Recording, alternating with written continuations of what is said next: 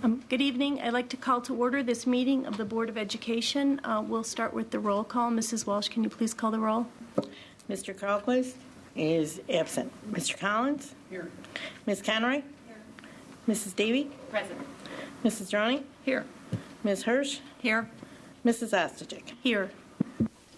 We have 6 board members present. 1 is absent. This board has been in meeting this evening starting at 6:10 in closed session for the purpose of discussion of actual potential litigation, collective negotiations, and employment of an employee. Please stand and join us for the Pledge of Allegiance.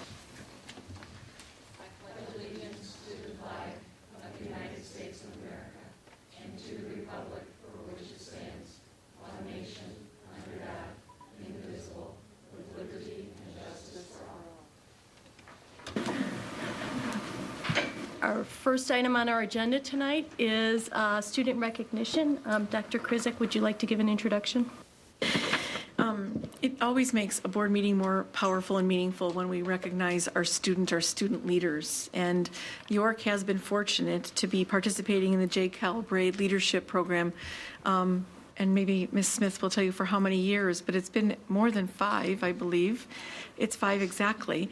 And so tonight we have the opportunity to learn about who this new group of student leaders are who have participated in the training, the leadership training, and will use that to make an impact during their remaining years at York. So I would like to turn this over to Ms. Diana Smith, York High School principal, to give you a little bit more background on J. Cal Braid, and then to introduce to us this evening those individuals who have that honor in those positions.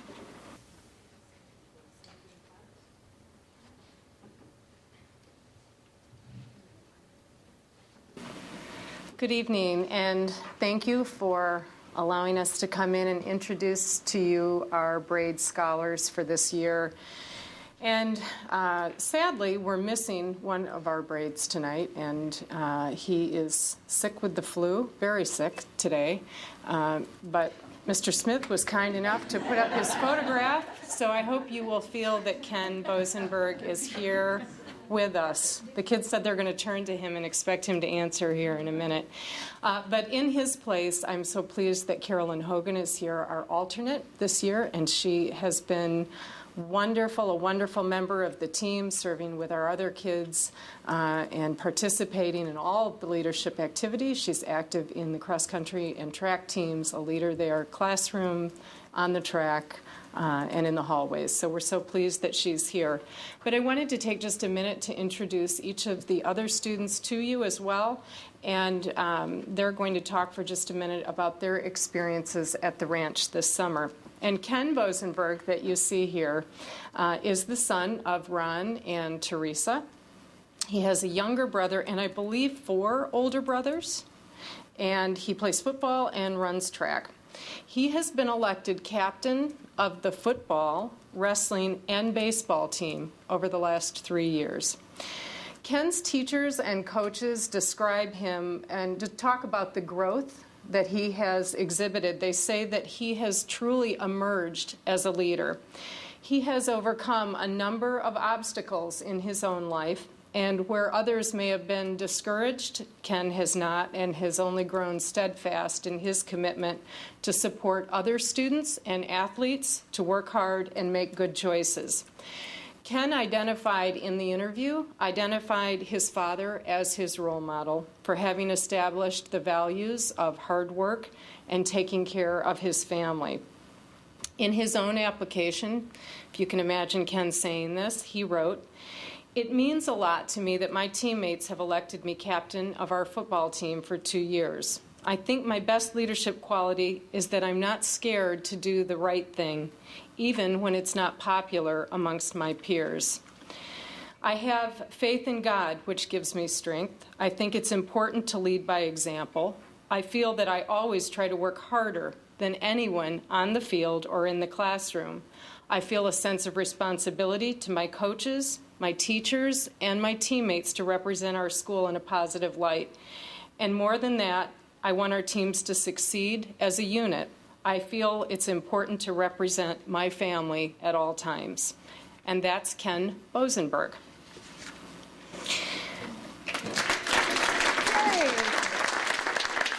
see, because it's filmed, which is wonderful that the board films. Now his father and Ken will be able to see this at a later time, which is wonderful. And next I'd like to introduce Haley Halleck. Haley is the daughter of Randy and Beth, and she attended Churchville.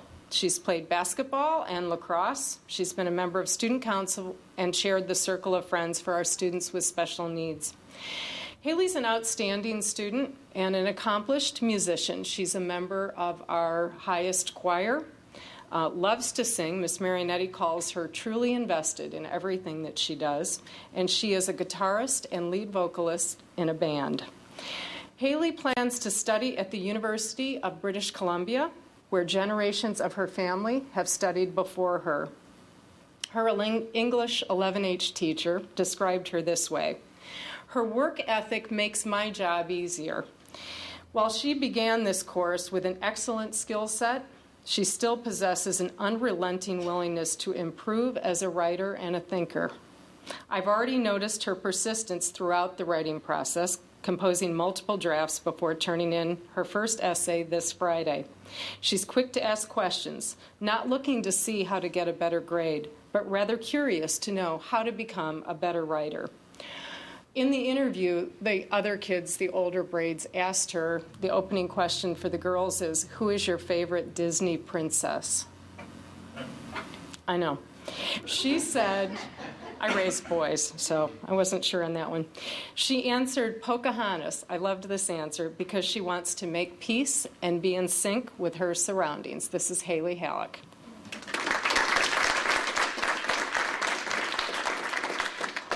And this is Jacob Ruprecht. My pleasure to introduce him. He is the son of Nancy and Jim. He has an older brother, Jonathan, and a younger sister at Sandburg.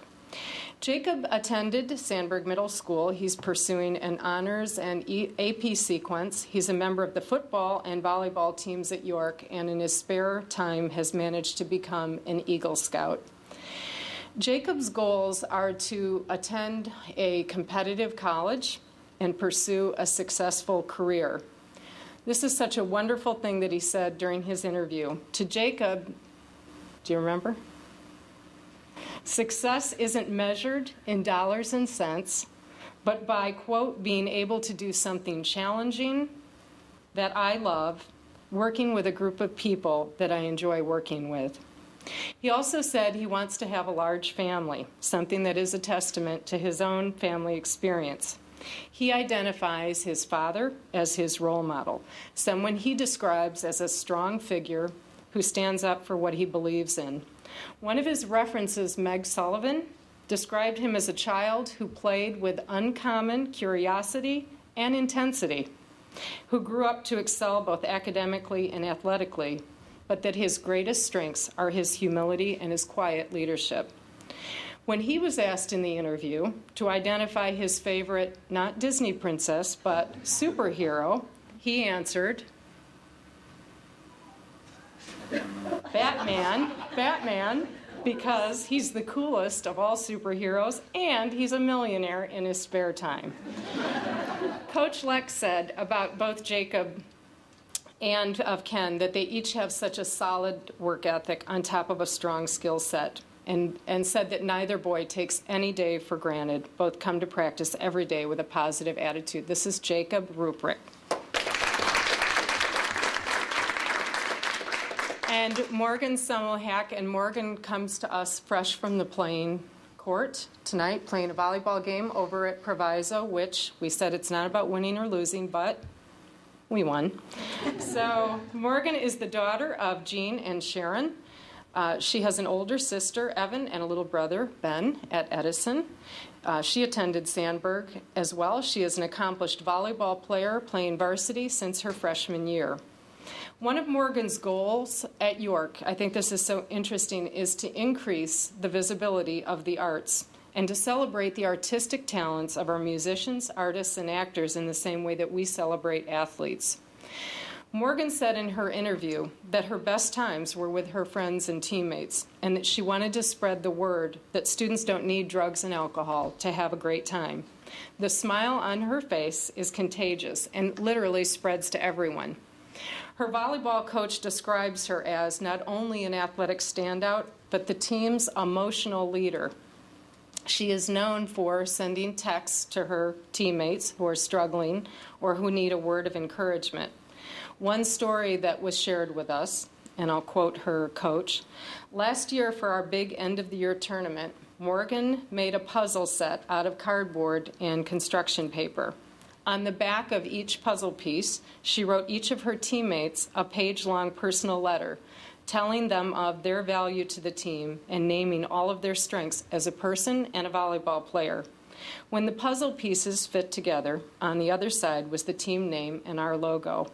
When some of these girls' parents read their daughters' letters from Morgan, they had, of course, tears in their eyes. She really is an amazing teenager." This is Morgan Semmelhag. And now I'm going to turn it over to the kids who are going to describe for you their experiences and their plans for this year. All right, just for a moment, But you'll have to come up to the microphone right here. Okay, for a moment, I'm just going to talk about what JKB is, just for those of you who don't know who it is, or what it is, excuse me. JKB is an organization founded by Kyle Braid's parents after he passed away due to prolonged steroid use. He committed suicide. And in honor of his memory, his parents founded an organization, JKB, and they created a ranch for students across the country to come to the ranch for 1 week during the summer and to kind of improve upon their leadership skills. And it's a great organization, and my three friends had the chance of going to the ranch over the summer, and they're going to talk about their experiences there for just a moment.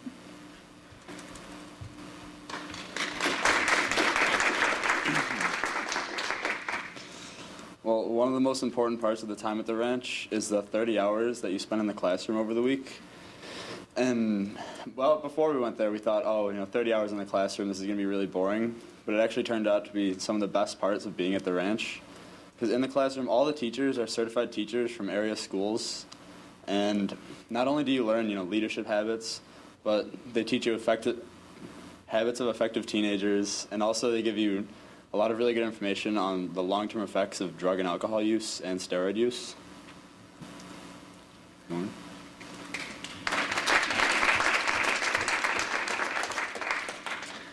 Along with the 30 hours in the classroom, we also did many fun activities such as ropes course, horseback riding, whitewater rafting, paintballing, many fun activities. And all these activities tied into leadership, and we not only learned how to improve our leadership skills, but we also learned so much about ourselves and how we affect people every single day and how important we are to come back to our communities and spread what we learned at the ranch with these activities.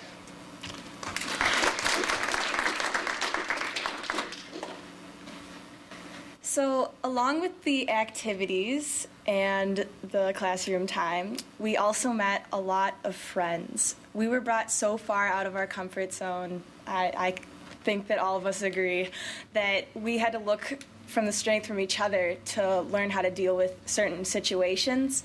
From that, we became closer, and now we have 20 girls and 20 guys who are just as tight as can be. And we have reunions about maybe every 2 weeks right now. And yeah, that's how it was.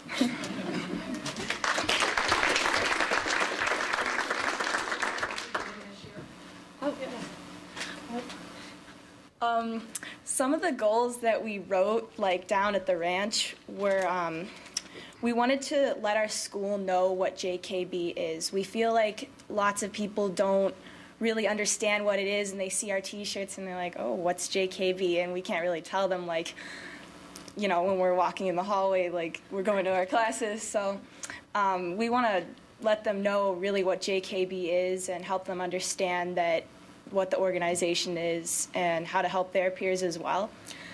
We also want to make a webpage with sources to help them if they're feeling a certain way or just information on JKB. And we're also, we're working with the captains. This Thursday, we'll be talking to the captains about alcohol and drug use and how not to do that. And we want to encourage them to talk to their teammates and encourage them not to do that as well, because we believe it's very important. So, yeah. Thank you.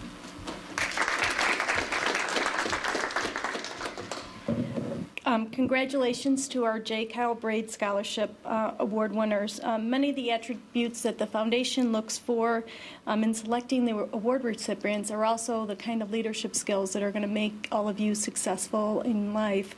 And we're proud to have students that have the leadership skills that you possess, represent our school, and we believe that our school community is going to benefit from all of the skills that you're bringing back from camp. I looked up on the J.K. Braid Scholarship, the foundation website, and one of the things they said is, I think they said it's about 82% of the time they think that teenagers that are in trouble, that they're going to turn to other teenagers for help. So I know that one of the goals of the foundation is to help build the leadership skills so they have strong leaders like you to turn to. So we are very proud of you, and with that I'd like to read a proclamation.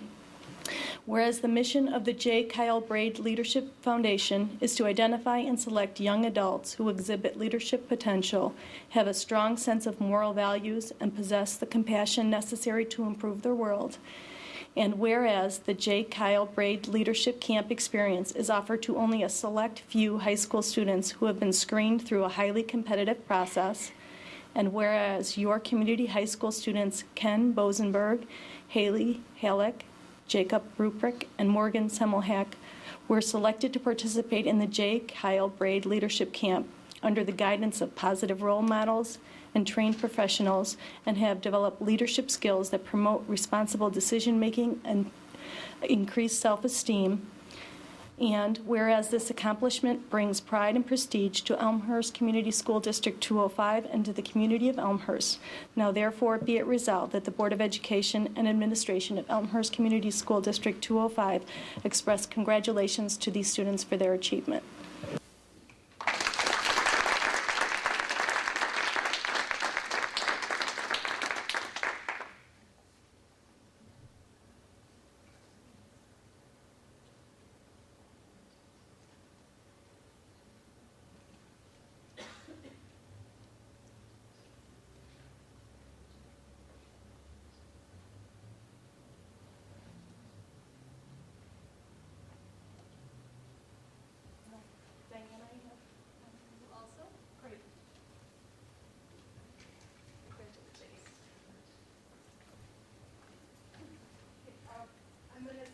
Round of applause for these students.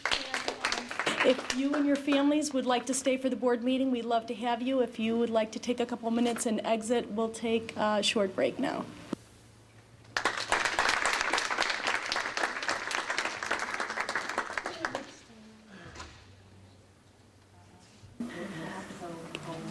Okay, we're going to continue on with our agenda for the evening. Our next item is public comments. There are no speakers who have signed up to address the board. For those individuals who are unfamiliar with our practice, there's a green sign-up sheet that's left in the back up till the start of the meeting. And if you sign up at the beginning of each meeting, you have the opportunity to address the board for up to 3 minutes. We will move on to Superintendent's communication. Dr. Krizik.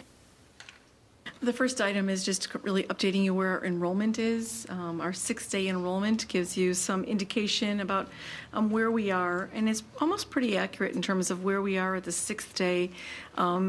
Is a really good prediction of where we remain throughout the school year, with one exception, and that would be Madison Early Childhood, which is our only school that continues to grow as the year goes on by the nature of the program.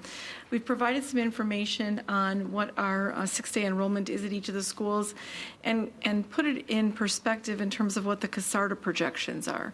I think you'll be happy to know that with the exception of 2 schools, almost every one of our other schools are either between A and B, slightly or closer to A or near B, so that it is the more conservative enrollment rate growth and projection that Dr. Casarda had shared with us, indicating that, the long-term impact of the economy would have on our overall enrollment, and so that has come to fruition. Our total number of students, not including early childhood, on the 6th day was 8,022 students, which really puts us basically closer to the Casarda B, which is projected to be 7974. So it's just slightly above that. In reality, we are not very many students above where we were at this time last year. So our overall, I think we were at 8,016 or 8,018. So net number of students, or gross number of students, I should say, is not very different. We've seen some slight shifts in some of the schools in terms of either downward enrollment trends or some slight upward trends. But as you can see, Hawthorne School at the elementary level remains our largest elementary at 603 students, followed by Lincoln at 598.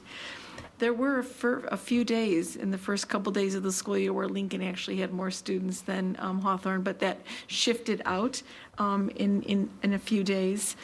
So you can see that Emerson then is close behind at 555 students, with then Field and Fisher being relatively close to one another. Jackson at 370, Jefferson at 347, and Edison at 294. The enrollment at Jackson continues to remain stable and should remain stable over the next couple years. We will see continued declines, as Dr. Casarda projected, in some of our other schools next year. Particularly Hawthorne is expected to decline in its enrollment because there's currently a very large 5th grade class that'll be replaced by a much smaller, relatively smaller kindergarten class that will be moving forward. Bryan is at 627, Churchville at 421, and Sandburg at 714. I think maybe surprising many people, but Churchville is just slightly above A, and so again, from a facility standpoint, we're in really good shape there for the next couple years, even going forward. York is slightly below Casarda B. They're at 2629, and that was projected to be 2636. So it's very, very close there. And again, York's enrollment shifts too, because in January we do have some December graduates, so that number does go downward, at the semester break. Madison Early Childhood Program, and I don't have those numbers up here for you. I'll look at another sheet that we have. Madison actually started at 152 this year, which compared to their start last year, which was approximately 138 students, is showing our continued upward trend of our early childhood, both at-risk and special education population. And so, we could see a breaking of a 200 mark at the end of the year of the Madison Early Childhood Center.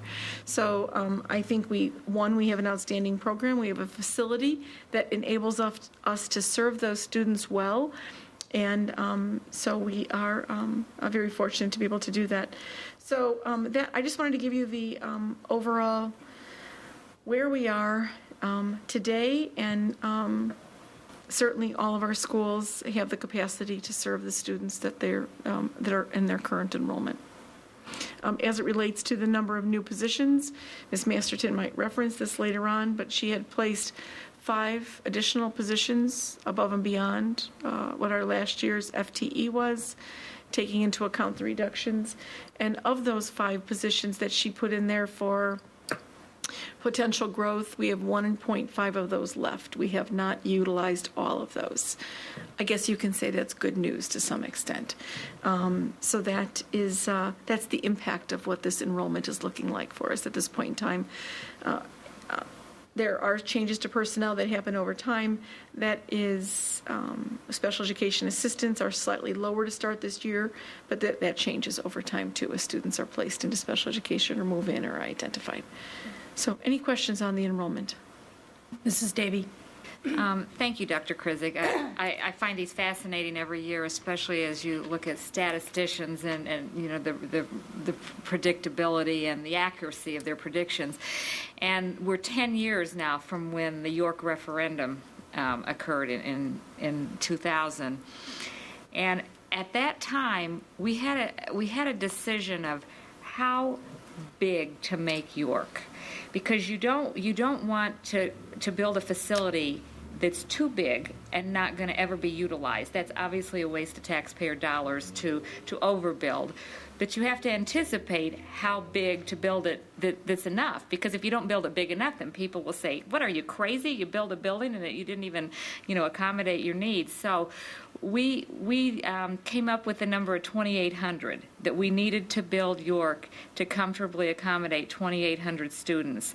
And I think that 10 years later, really more than 10 when we started the conversations, I think it's pretty amazing that we have stayed within it, but we're a little over 2,600, so we aren't far from that 2,800, and the trends aren't for that number to look like it's going to be exceeded. So I think sometimes it's worth pointing out some of the good work that's been done, and it's very hard to get your arms around longitudinal data for children that haven't been born at the time that are now, in our high school, some of them, or we don't have a handle on their school, the numbers in the school system.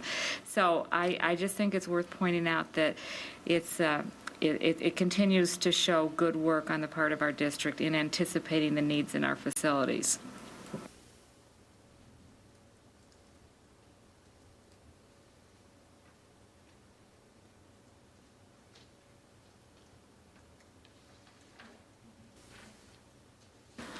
The next item on our agenda is the 2009-2000 District Student Achievement Report. And I will like to preface Dr. Sullivan's remarks by saying tonight is very much about a celebration of a significant amount of focus and hard work.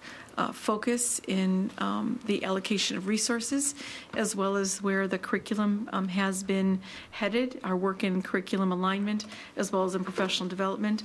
But it is a celebration also of the hard work of our staff in advancing student achievement, as well as the benefit that we receive from the support that this community gives us towards education and our own students' commitment towards learning.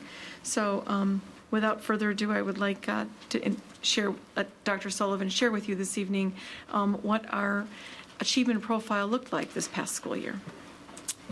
Thank you. I'm really pleased to be able to present the District 205 Achievement Summary to the board this evening. We've got the 2010 results along with a 5-year summary of our results. I'm going to try to get away without using the reader glasses, but I can already tell that I'm going to need to sneak to put them on, I think. But first, I want to give you an advanced organizer of what I'm going to speak about this evening. First, I'm going to review some overarching data trends, just big picture comments. Second, I want to give you a quick refresher of the No Child Left Behind legislation, which we are still living, within the parameters of.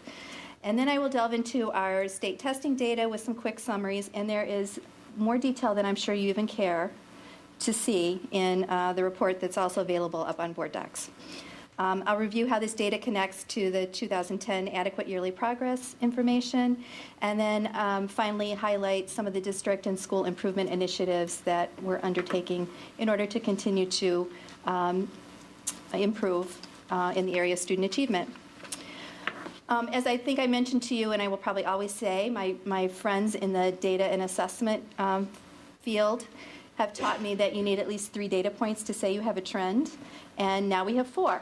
Since 2006. So we have some good data in which to say that there's a good consistent trend. So we can make some statements. And here are some of the overarching trends. We're seeing high achievement levels continuing to show upward trends over the last 4 years across all grade levels in grades 3 through 8 on the ISAT, on the Illinois Standards Achievement Test. And there is a consistent trend, which I'm very pleased about, toward moving more students into the exceeds category every year since 2006. We have a high median SAT SAT 10 national percentile rank in all of the areas, reading, math, and science across grade levels 3 through 8. And I'll go on and explain that. I know last year was the first year we talked about that, and I'll explain that a little bit more. And a significant, amazing gain in the ACT composite score at York this year for the class of 2010, and I'll explain that a little bit more too, while our PSAE scores declined just slightly. Okay, our friend No Child Left Behind.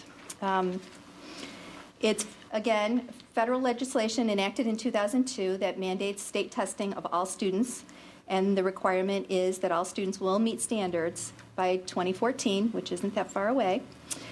In addition to testing, the law requires targets for how many students you test, the attendance rate, and the graduation rate. And schools are judged as to whether or not they make what they call AYP, or adequate yearly progress, based upon all those parameters. When you look at it, there are 50 different indicators or hurdles that schools and districts have to go through, 25 for reading and 25 for math. 5 hurdles per age group, plus percent tested, plus either attendance or graduation, with 10 different groups, all in 9 different subgroups. So there's a ton of hurdles that each school has to be able to jump over to say that they've met AYP. So districts and schools are measured as a whole. So each of our schools gets an AYP report, except for Madison. And as a district, we get an AYP report. Okay? And if any one of those subgroups does not make the target percentage or one of the other indicators, then the entire school is considered to not meet AYP. Okay? Adequate yearly progress, schools have to have 45 or more students in a subgroup for it to be considered in the AYP calculation. If you don't have that number in your subgroup, it doesn't get reported on your AYP report. It's just a little blank there. Doesn't mean you don't have students, but you just don't have 45. And subgroups as defined by NCLB, and this is their definition and their terminology that we are required to use: white, black, Hispanic, Asian Pacific Islander, American Indian, and multiracial. Those are the ethnic subgroups. And then the other subgroups are limited English proficient, which are students who are English language learners, students with disabilities, and then economically disadvantaged, which are students who meet the eligibility for free and reduced lunch. And the thing to remember about this is that students can be counted in more than one subgroup. So, for example, you can have a student who is white, who has a disability, and who is economically disadvantaged, and that student counts in all of those subgroups as well. Here are the AYP targets for the next 4 years. Illinois started out, you'll remember, setting the bar pretty low and in the early years, but now we're accelerating pretty fast. Where the increase in meets and exceeds, they have to make 100% by 2014. So the bar for this data that I'm sharing with you tonight was 77.5. The bar for our students when they take the ISAT in March and the PSAE in April is going up to 85% for the next year. So I'm glad to see you shaking your heads as well. So again, just a refresher on who is tested. All students in grades 3 through 8 and students in grade 11 are tested. There is a small number of our most cognitively challenged students with disabilities who participate in the IAA, which is the Illinois Alternate Assessment. There's not many of those students. All other of the elementary and middle school students took the ISAT, the Illinois Standards Achievement Test, so that's the elementary and middle school test. And the 11th grade students took the Prairie State Achievement Exam, the PSAE. And the PSAE is really an umbrella term for a number of parts that the state has put together, including the ACT as one component, 2 sections of the work keys component, 2 of the 3 sections of the work keys, and then ISBE has developed their own science section. So when we say the PSAE, we're talking about a compilation of all of those pieces. Okay, this chart shows just our overall performance on the ISAT from grades 3 through 8 combined, and it's comparing our scores from 2006 to our scores in 2010. And our scores continue to show upward trends in all subject areas. So you can see some very nice performance there. This is PSAE. And while I mentioned that we declined slightly from last year, if you look at it from the 2006 vantage point, we are still on an upward trend from all subject areas in the PSAE. More specifically at our ISAT data, look at all those pretty colors. We're gonna have to decide just to keep 5 years, I think, next year, right? We're looking at how we've done from year to year against ourselves versus against the state. We all know that we are above the state average. We frankly have an expectation to be above the state average. That's not our bar.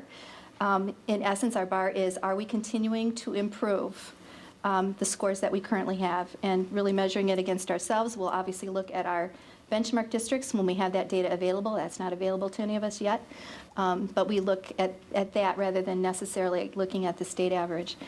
So you can see In grades 3 through 5, some very nice upward trends there, and some very high achievement levels. The same thing in middle school, 6 through 8. Again, consistently high achievement levels. And one comment I want to make about the reading scores, these are the reading levels, is, as you know, we implemented a new English curriculum in the middle school, the Springboard curriculum this last year. And typically what you're taught in curriculum and instruction is the year that you implement a new curriculum, there's generally a dip, and what they call an implementation dip in terms of the curriculum, and we did not see that at all. As a matter of fact, there's some really nice gains there from the previous year that we're very excited about. Math achievement, grades 3 through 5, math continues to be an area of strength for this district. Those are amazing math scores that we registered this year in grades 3 through 5. And in grades 6 through 8, very high math achievement. And again, the same thing. We implemented a new math curriculum at middle school. So again, we didn't see any kind of a dip, and that hopefully speaks to the quality of the curriculum and the quality of our teachers implementing that curriculum in their first year. So that's very positive. Science. Science is only tested in grades 4 and in grade 7. And again, we see some high achievement levels in the area of science. Okay, the Stanford Achievement Test 10.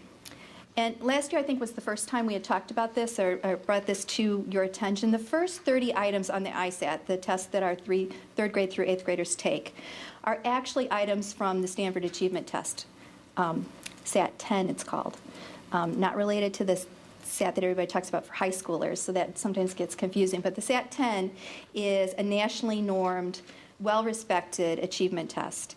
And these items give us some national percentile ranks. And as a parent, if you got your results at home, if you looked at it where it said the national norm piece, that came from these first 30 items that were part of the SAT 10. One of the reasons we want to look at that is it just gives us a better parameter of where our students stand on the national scale versus just on the ISAT. So what this tells us is we get data back that says students are in the various quartiles. Where do they fit? And this shows us the percentage of Elmhurst 205 students that are above the median, so above the 50th percentile. So, nationally, 50% of the kids are above, 50% of the kids are below. Here in our district, if you look at third grade, for example, 89.3% of our kids are above that. So we have a very large chunk that are in those upper two quartiles. And we've been looking at this since 2006. So we have some very high numbers there that we can be proud of in terms of reading. And the same with math. Again, pretty large percentages. And while you might see that little dip there in 8th grade as the only one is not as high as in 2006, it does represent an increase from the previous year, last year, which was 84.8%. I'm doing pretty good without the little glasses, aren't I? I read that, 84.8%. Again, here's the same thing with the Stanford 10 in science. Again, we only have 4th and 7th grade to look at.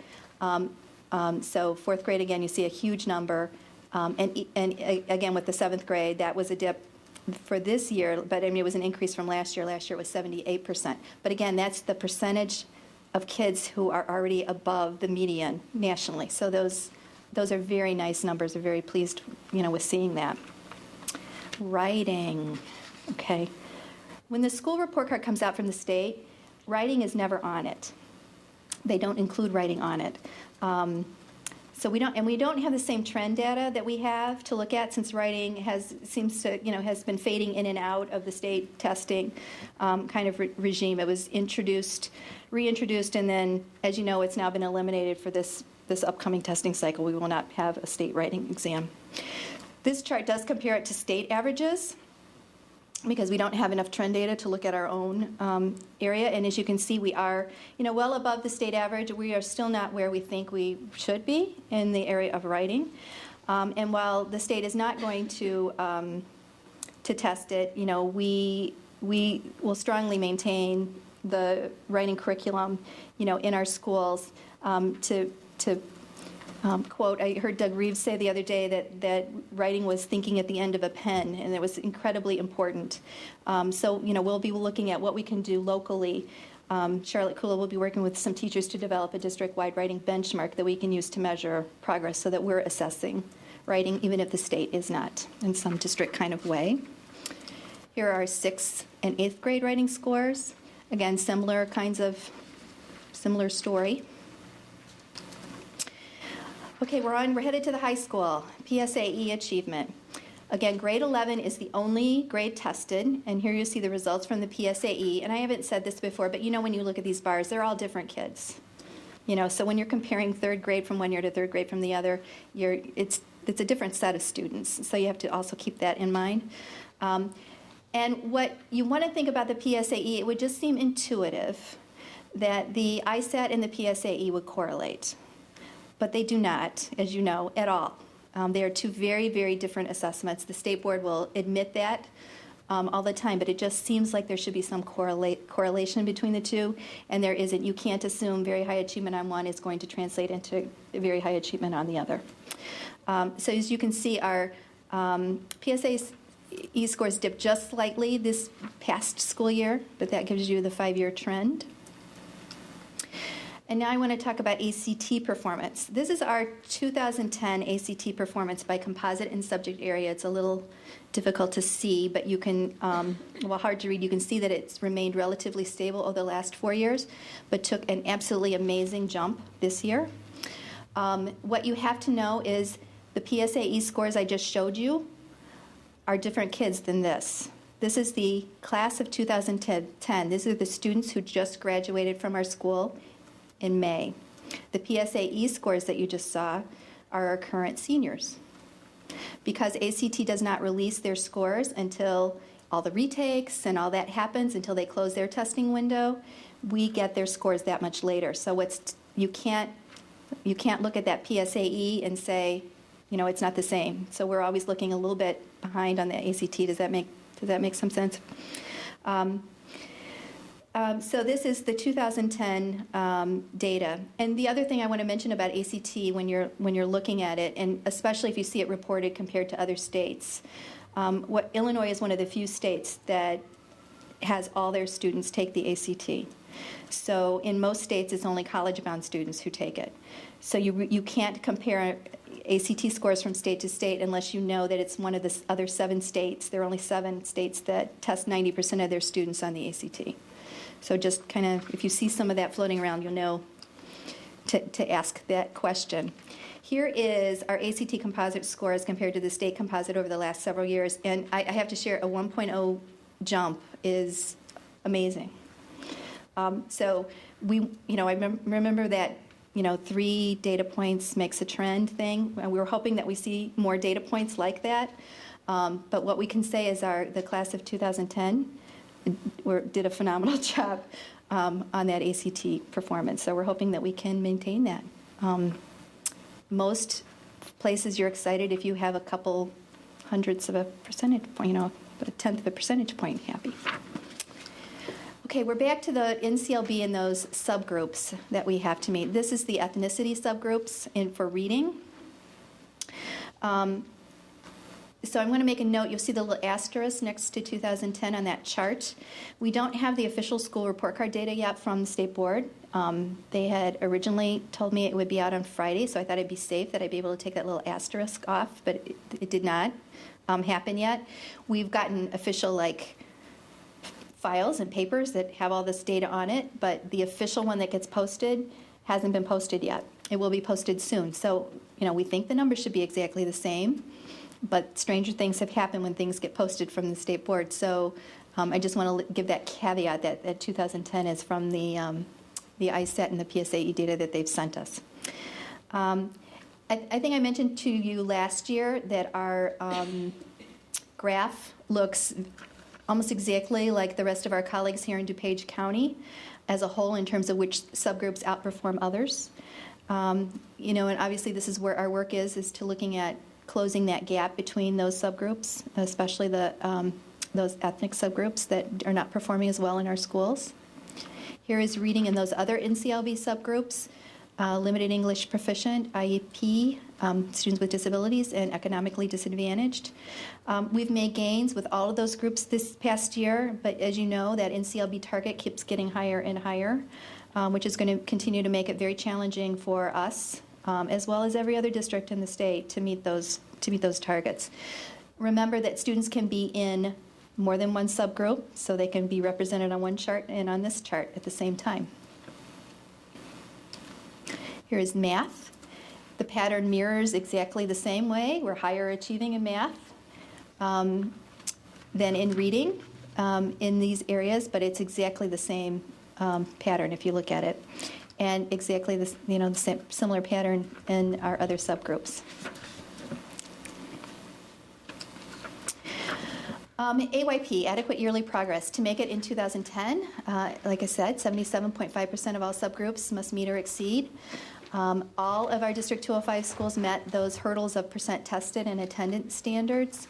Elmhurst District 205 as a unit district, we get looked at, all of the students get pulled together, and as I said, you have to have 45 to be in a subgroup. So even though I'm going to share that one area that the district did not make AYP in, which was the only area we did not as a district, was the area of math for the black subgroup. We had no schools that had a black subgroup, but as a district, when everyone was pulled together, we have a subgroup. So the positive news is that some of the groups that did not make it last year in reading, Black, LEP, students with disabilities, and economically disadvantaged, made AYP this year. So we had some very positive results, but fell short on one group that in the area of math. 11 of our 12 schools made AYP this year. Last year, that 9 of 12 made AYP. We're extremely proud of the progress that was made at Fisher and Churchville this past year, and the fact that they were able to make AYP this year. They worked very hard. So remember the hurdles that we talked about. At York High School, they made AYP in all areas except all for reading and math, the Hispanic group for reading and math, and students with disabilities for reading and math. So remember, a school has to pass those 50 hurdles to make it. District has to pass those same hurdles. So if you look at it that way, as a district, we had 600 hurdles we had to jump, and we jumped over all but 7. So 1 at the district level and 6 at York. So that's over a 98% average. But if you think about all the separate hurdles that you have that a district and in schools have to go through, that gives you a little bit of a perspective. This is the third year that York has not made AYP, which keeps them on the state, what they call the early academic warning list. They're in their second year of a 2-year state-approved school improvement plan. When I bring school improvement plans to you sometime next month, York will not have a new one because the state requires theirs to be a 2-year plan, but we'll ask them to provide us an update so that you will have that. Okay, I want to move to some of the improvement district and school improvement highlights that we have in place, and I organized this a little bit into elementary, middle school, high school, and things that are district-wide just to, I guess, make it easier. At the elementary, we're in the third year of our K-5 literacy adoption, which includes an intervention and a differentiation component. Obviously, we've been pretty pleased with the results of that adoption. We talked last year a lot about that common block scheduling. I have to color my hair more often, but we did accomplish getting common block scheduling for reading and math at all the elementary schools, so that should allow for some more opportunities for differentiation, such as flexible grouping, and we're working to bring some professional development in for our teachers to help them with that. We're implementing some realigned units of science study in grades K to 5 that were part of our science study that we talked about last year. At middle school, we're in the second year of our 6-8 literacy and math adoption. We are currently fully implementing a redesign, what was formerly the PLUS program, to now we're calling it reading strategies at the middle school to focus on direct reading intervention. And we're in the first year of phasing in a 6-8 science adoption and a curriculum realignment. Remember, we have to realign some of those units so that when we move to the next slide where we're talking about finalizing the sequence at York, that those students are ready for that. So we're finalizing changes to the science sequence at York for the next school year to a biology, chemistry, physics. Currently implementing a double block English and content support for struggling freshman students at York. We've worked on a more rigorous course approval process, developing a deeper understanding of the EPAS system, which is the Explore test that is given in 8th grade, the plan that is given right now at sophomore, and the ACT to promote student achievement. We're going to work at looking at how we can use that system maybe a little bit more effectively. And we're going to continue to investigate opportunities for STEM advancement at the high school. And I'd like to also say the middle school at some point. And STEM is science, technology, engineering, and math. A very hot topic in the field at the moment that we would like to see advanced in our district. District-wide, we're in the first year of a redesigned ELL program at all levels to better meet the needs of this growing population, and it does seem to keep growing. We're continuing to provide intensive professional development coaching support to schools on RTI, the response to instruction, response to intervention, which promotes the use of multiple data sources to make good instructional decisions.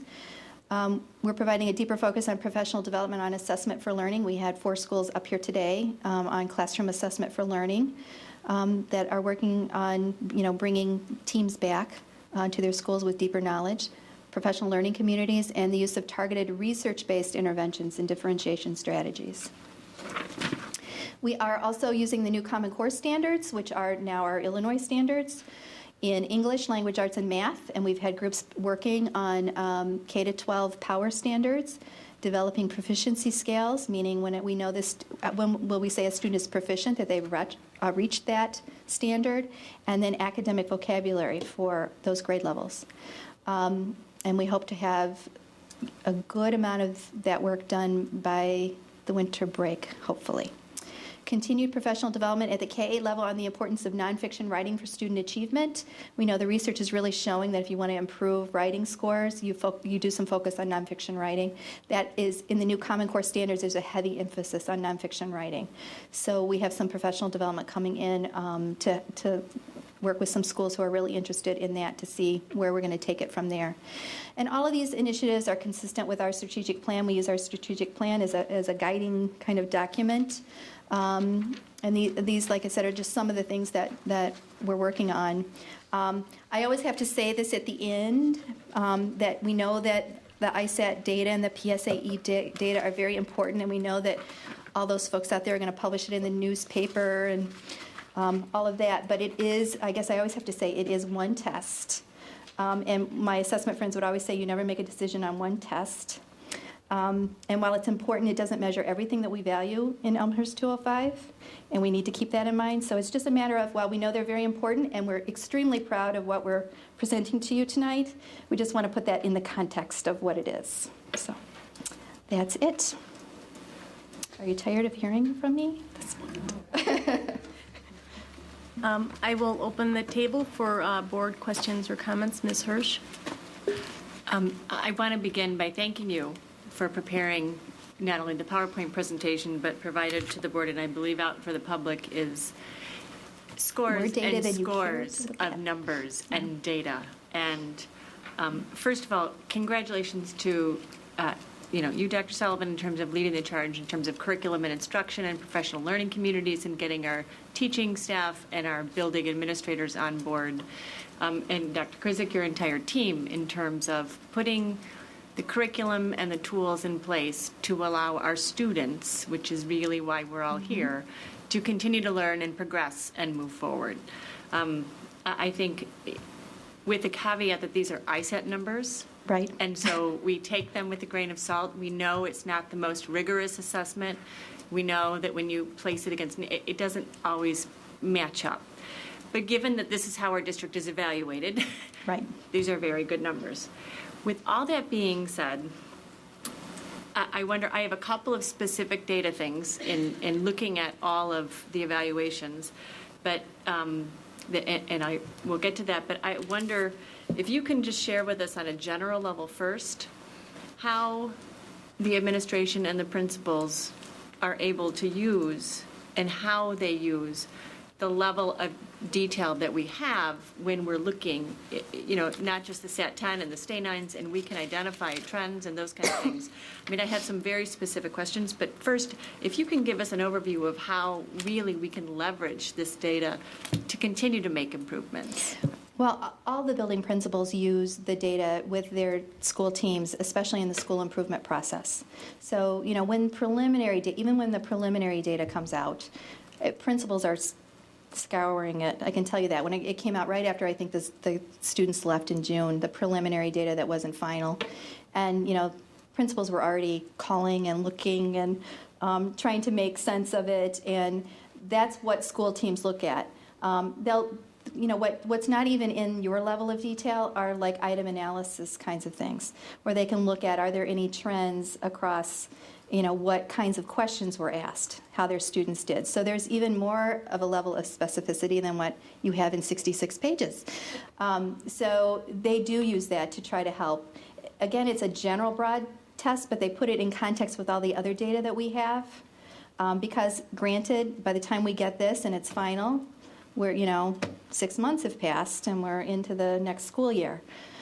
So they look at this in context with everything else that we have, data-wise on students, to try to make decisions about what they need to focus on, what professional development they need, if there are any additional resources, those kinds of things. The specific areas that I look at when I flip through all of the data, which it can be overwhelming. I spent a couple hours looking through it and trying to make sure that I was understanding it correctly. But one of the things that I zeroed in on is the theme of moving every child from one category up to the next. Mm-hmm. I personally am very focused on growth. Wherever the child is, when they come into the school, we want to continue to encourage them and give them the resources to grow. So when I look at all of this data, I filter down to, district-wide, we have a breakout of those percentages of students who are in the academic warning category, and those percentages of students that are in the below standards category. While we want to move students up to meets and exceeds, and we want to move from meets to exceeds, those are the students, and those are the scenarios that concern me. And our principals as well. I'm quite sure, but I was wondering if you could provide some insight. When I compared last year and what we were looking at, I have my book from last year to this year, there were a couple of things where we moved backwards a little bit. And the categories that I was able to pick up on, in the academic warning, we had excellent reductions. We had great reductions year over year in almost every single category except 8th grade writing, which writing is something that I put on a separate plate right now. In terms of below standards, we decreased the percentage of students in the district that were below standards in every category except 5th grade math, 4th grade science, and then 5th and 8th grade writing. So, exceeds, we increased year over year in almost every category except 5th grade math, 7th grade science, and 5th and 6th writing. So a lot of writing is showing up, and that we're not making the movements that we'd like to see.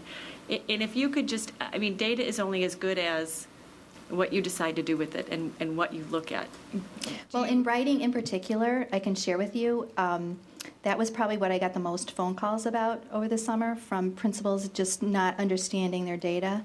From the aspect of some of our highest performing schools and some of the highest performing students in our schools, especially at the elementary level, sometimes did not do well on the writing assessment with no real plausible explanation. And I wish I could have taped some of those phone calls from principals just saying, please help me understand how this could be. How could one of my most gifted writers not meet standards? I had several phone calls with folks from the State Board of Education on the same thing, like, okay, I'm going to be standing up in front of a video camera. How am I going to explain this? It doesn't make any sense to me. And they were very good listeners, but they really didn't have a lot to share. I can share with you that I've now lived this through both being a building principal and seeing very gifted writers not meet standards, and having kids I know who really struggle with writing meet standards. I think if you saw the article in one of the newspapers about the State Board dropping the writing, they admitted that there were issues with the quality control of their scoring. So, and it's very difficult when they don't. If you're old enough, you remember when they used to let you copy the student's writing before it went in, so that you could at least look at it and say, Karen really blew it this time. She's, really a great student, but on this she must have really didn't want to write that day, and that explains it. Versus, what were those graders thinking? This is fabulous. This is a fabulous piece of writing. You don't have that anymore, so it's very difficult to go back and ask them to rescore at $50 a student to do that. So writing was a very upsetting area, especially at the elementary levels, at some of our most high-performing buildings for those principals. I understand some of the concerns. I guess the way that I look at it is, what are the areas that we really need to focus on, that we're making progress across the board. It's a wonderful report, but we still have to zero in on the areas that we need to address. And one final comment from me at this point is, I know and I realize, and I think we all understand, the state is not going to fund the writing portion of the test due to lack of funds. But as one board member, and we've had somebody from the public come up address us a couple meetings ago, writing is still a Very critical skill, right. and I want to continue to reinforce the importance of writing and the importance of maintaining our focus on improving writing, so that when they do decide to bring the test back in 2 years or 3 years, we can rock the scores at that point in time. But I just want to, again, congratulate you on a great progress. Good, thank you. Mr. Collins?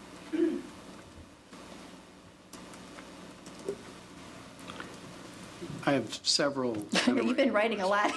I have. But if I can just preface this by making one comment. For the people in the audience, and hopefully the many people that are viewing this on the web or on TV, I encourage you to look at the detailed data in the data that Dr. Sullivan has presented. Particularly, go to the section where the data shows the number of students that are moving from the meets category to the exceeds category over time. I found that particularly interesting and particularly successful. So with that, let me first ask a two-part question. One, what do you attribute your success to? And two, what are we doing this year to accelerate the trend that we see in the data?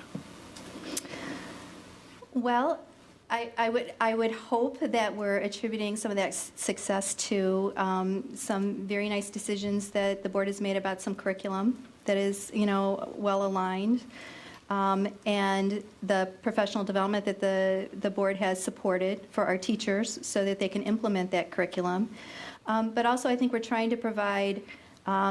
We have, over the last several years, provided more opportunities for teachers to learn about how to differentiate for different kinds of learners. And that means not only our struggling students that we want to move, but also the student right there in the middle that we want to challenge more, and the student at the top that we want to challenge more. And I think that's what we're continually trying to look at, how we can, in a classroom where there are 20 children, and you can have a wide variation of where those students are, how to help teachers learn how to flexibly group even across classrooms when possible, if that is a better way to provide some intervention or some differentiation. So I think we'll continue to work at that. I also think it's using data. We've really talked to building principals about working with using data, sharing data with their teachers, having them look at it to really know who is struggling, and we're going to continue that process so that we can look at more formative data. Spent the afternoon today over at York with our Mastering Manager training, where we're really looking at how we can get data to teachers quick, that is, they can really look at and see which students on this assessment didn't get these certain standards, and what do I need to do about that particular piece much quicker.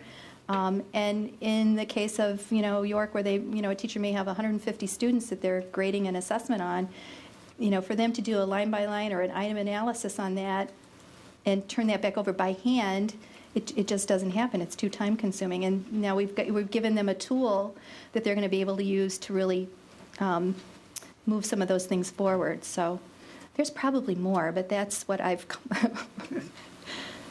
Okay. How how much more valuable would this data be, and what could you do with it if we had a director of assessment in place? Well, I'd be making less phone calls to some of my friends that I know that are assessment directors to give me advice.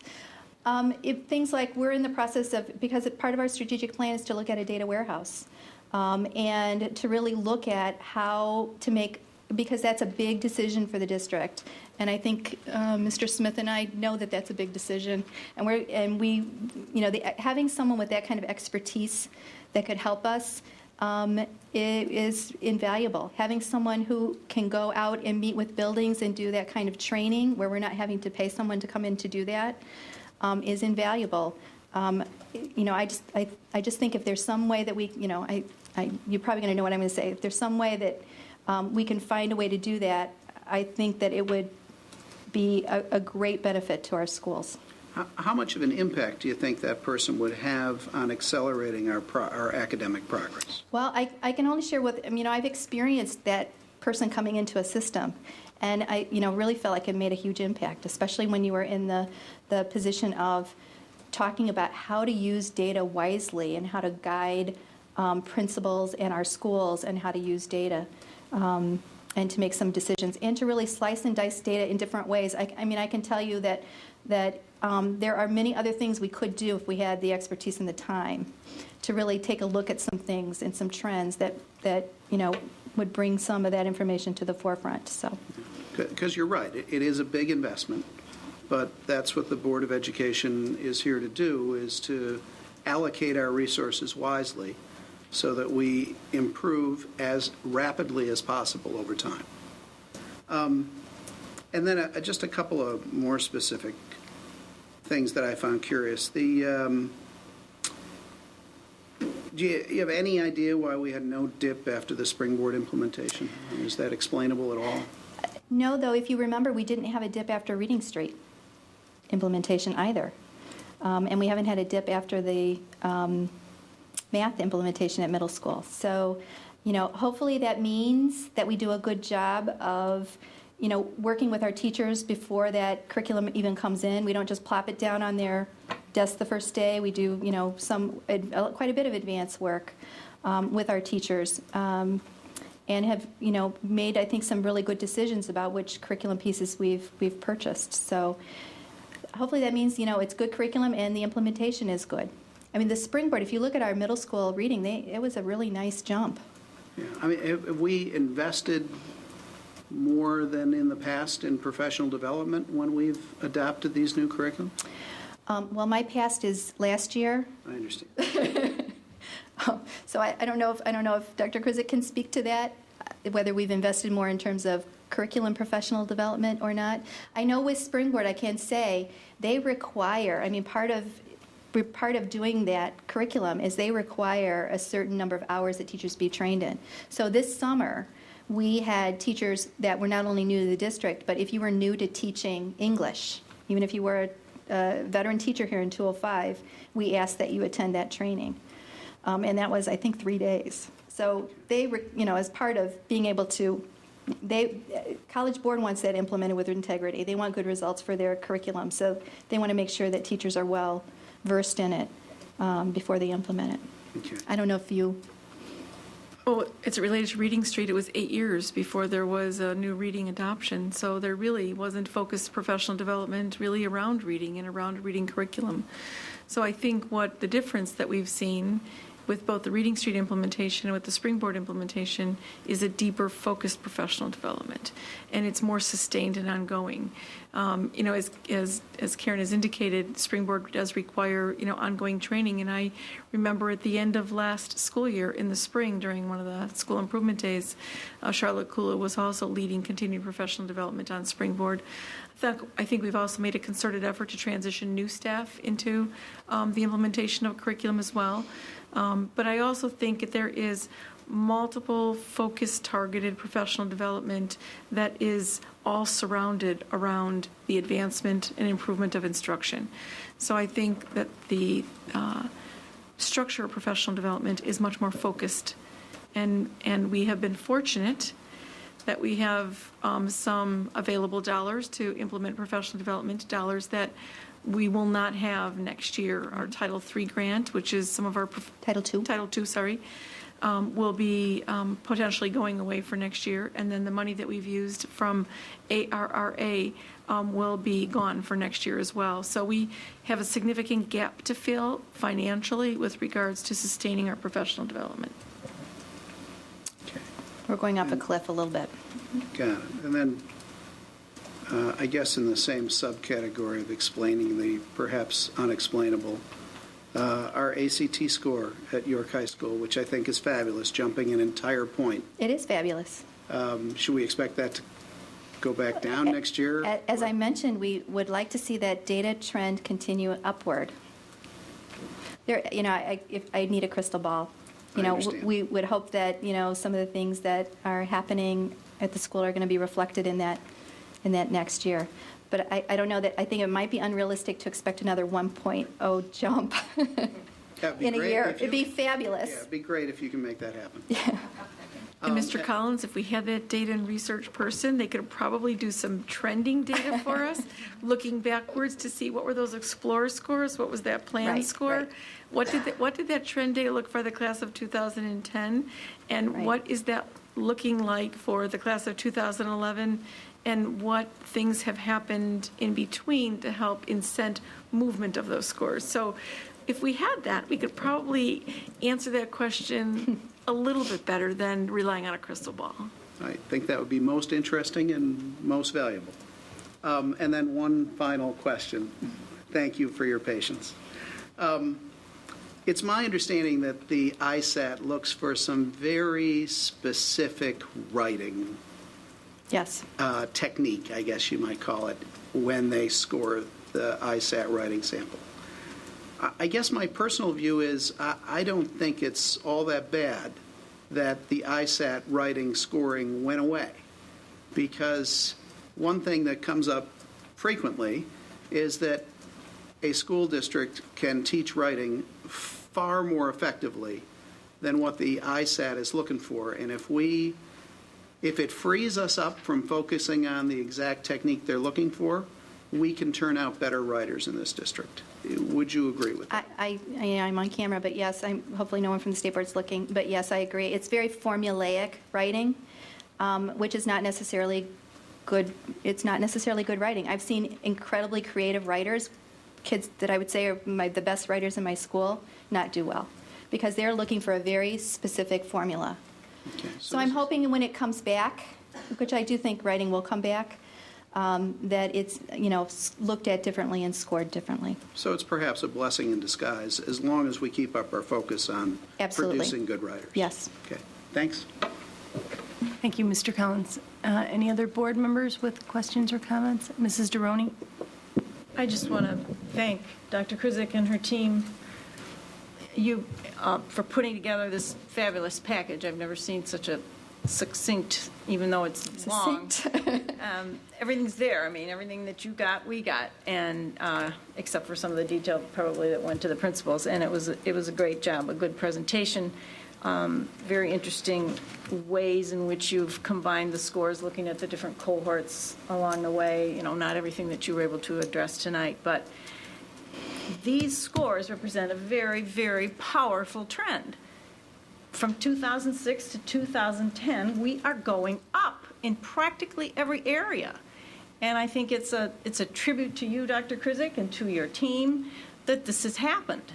These scores represent the structures and processes in place that made that happen. I mean, these things don't happen without work. And anybody looking for an area to live in our area who's going to look at these scores, again, they're not the best judge of the entire judge of a district, but that's what people look at. Mm-hmm. That's what they have to look at. And this is a powerful statement about our district and the direction that we're going.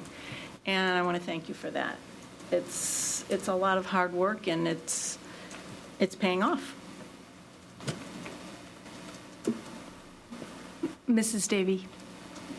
I just want to make two comments, observations. One, I'm gonna speaking, with a broad speaking generalization, forgive me, because I know that we shouldn't do that, but I would observe that before we passed the last referendum with the tax rate increase, we were looking to cut. We cut everywhere we could, and one of the areas we cut deepest was in staff development, professional development. We made the decision to keep cuts as far away from the classroom as possible, and we deemed that staff development was not directly in the classroom.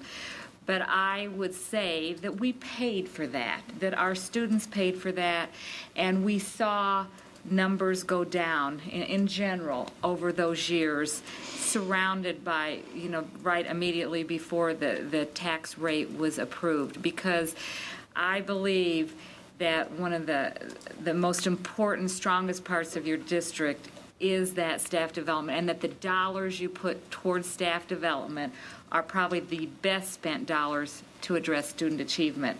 So I could also attribute, besides having a staff that's worked very hard, that we made a commitment, our community made a commitment by passing the tax rate referendum that allowed us to reinstate staff development. And as we heard over and over again tonight by Dr. Sullivan, the amount of staff development, professional development, sending teachers out, giving them support to implement curriculums, that has had an impact on these numbers going up. So I only say that as we're looking at difficult budgets in future years, how important that those staff development dollars are, and how we as a board need to be very protective of making cuts in staff development as it impacts students, because we are seeing that.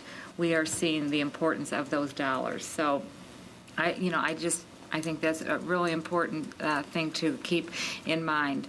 And then the other thing, that the data warehousing is, doesn't that keep data specifically student by student, teacher by teacher, so that, because to me, longitudinally looking at data is the most helpful and powerful way for addressing student achievement across the district, to be able to drill down to a student, to what teacher they've had, what style of what curriculum they've had, what style of teaching perhaps.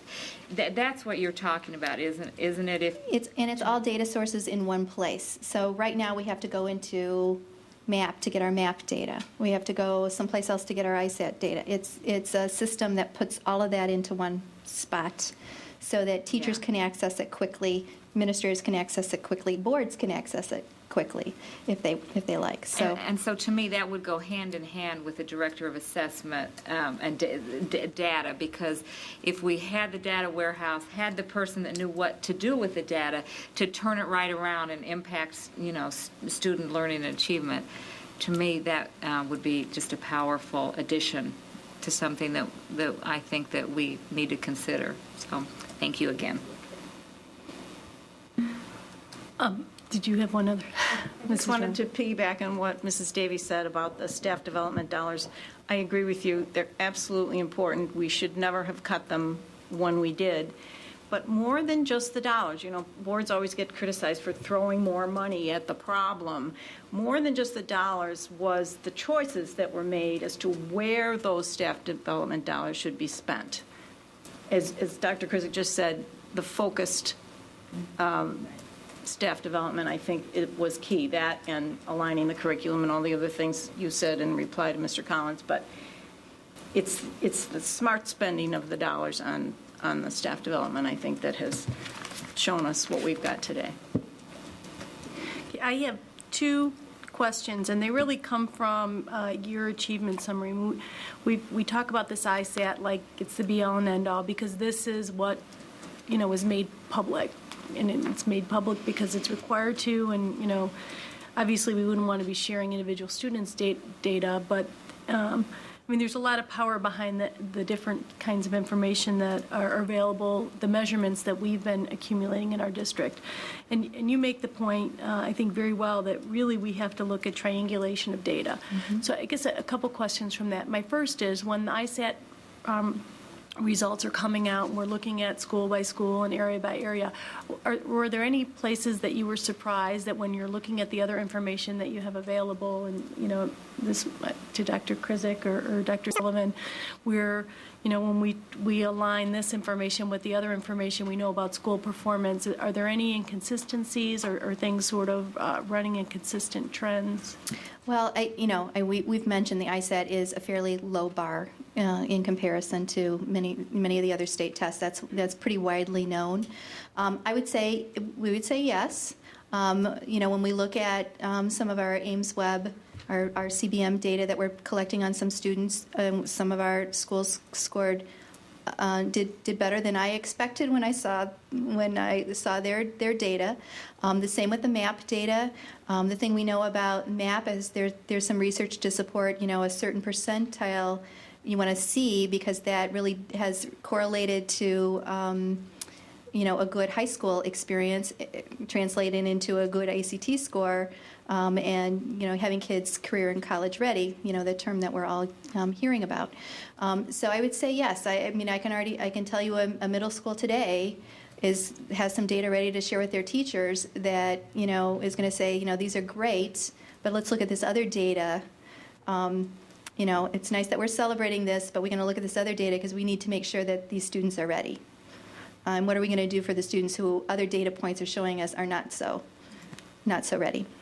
Can you talk a little bit about the school improvement plans are really technically tied to, the AYP measurement, but can you talk a little bit about how this data and the other data, does it all feed into the school improvement plans, or is it? It does, and that, honestly, principals, I think, look at other data because they don't get this until, fairly late or anything that's official. Because what we get with the preliminary data doesn't give us the item analysis. We don't get that until the last minute. So, honestly, they use it as kind of a cross-check with the other data that they have to try to see where the kids, fall out. But they're using those data points, and I think you'll see that when you see the school improvement plans, that you'll see them using more than just ISAT data. Before, all they had was essentially ISAT data to use, and it's old data. So, now they've got some more current data that they can really use. And I think you'll see people talking more about increases in some of those other data sources than they will in ISAT. The school improvement plans, I'll just mention that it looks like this is the last year for that particular template that the state is using. We're hearing rumors that they're going to change that whole system. So it may look even different down the line. My last question, and it may not be anything that you can speak to, but when you looked at the cohort trend, you identified when we were looking at the percentage of students exceeding over time, how, reading and math were kind of going in the different direction in elementary, and then we saw a reversal in the opposite area. Is there anything that you can... and that's not just our trend, that's a statewide trend and has been for a number of years. And I've heard people talk about it's where the state determines where they put their cut scores for reading and math, because that's what determines whether or not you make that meet or exceed. No one's really, I've heard a really good plausible explanation except for that. So our results mirror exactly the state and other districts. And I think it's an interesting trend, but I'm not sure it tells us anything because we've seen it happen. It has to be, to me, it has to be more of a function of the test if everyone in the state looks like that. Ms. Hirsch. On the topic of the MAPS testing, do we have 2 complete years of data?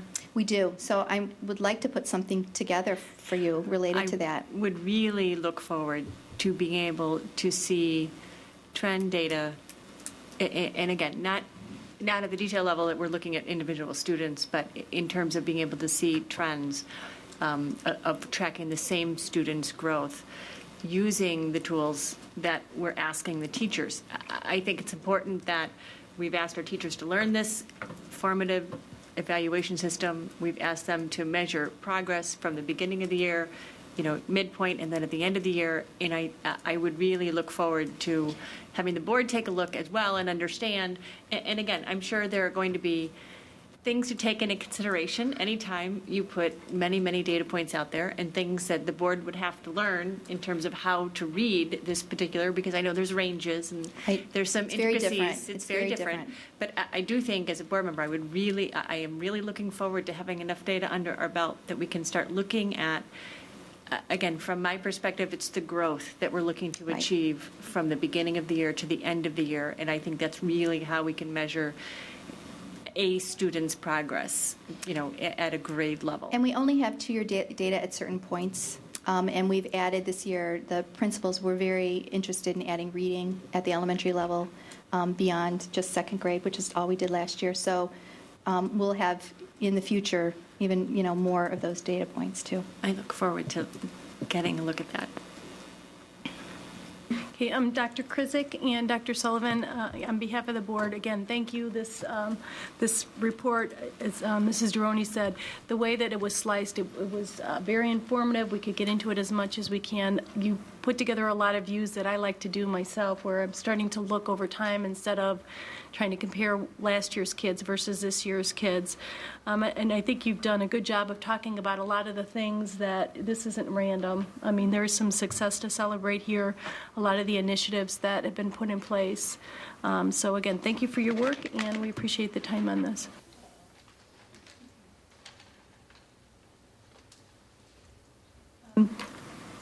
Next item on your agenda is the policy review process update. Did you have any introduction on that? I think we put it on the agenda as a follow-up to our last meeting where we spent time kind of looking at some of the policies in the draft form. I'd really like to turn it over maybe at this point in time to Maria Hirsch to kind of get a dialogue started amongst the board to talk about what potential next steps are, because I think you all share some goals in seeing this process, come to completion in a manner that's consistent with, the values and vision of the district. So, Ms. Hirsch?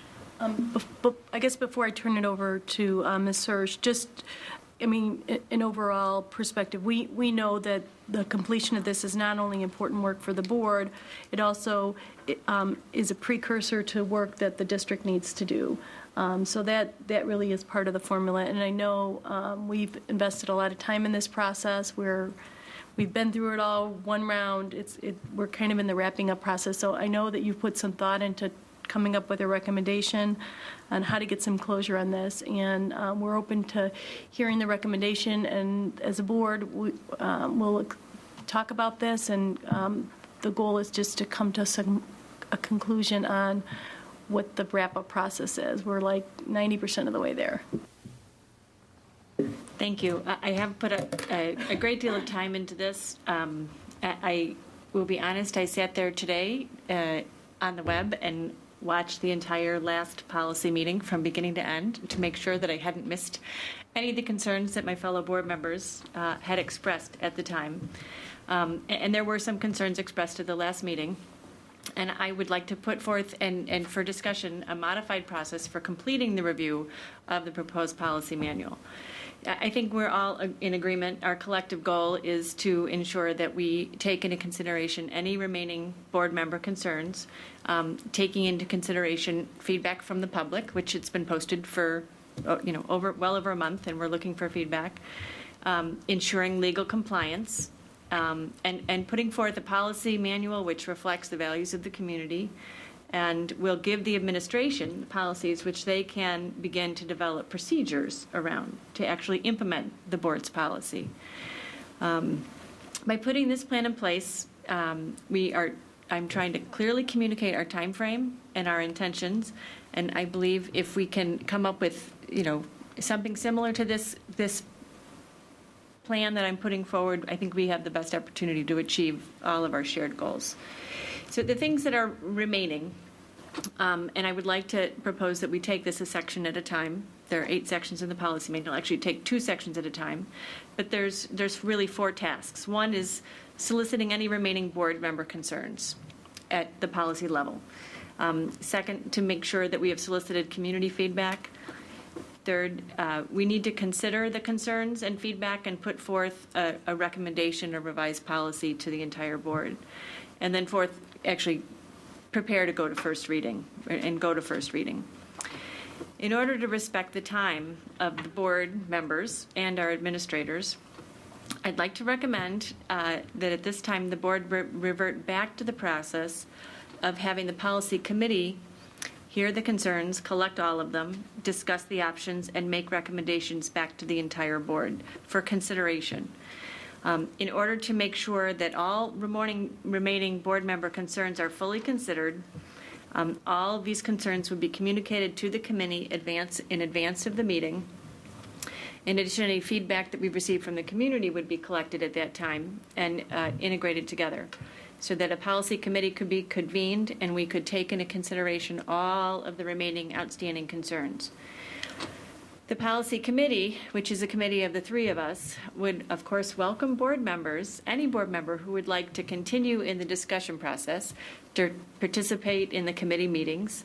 And the committee would be happy to provide a detailed agenda of the items that are going to be discussed at certain times so that we could best accommodate board member schedules and time as well as administrators' time as well.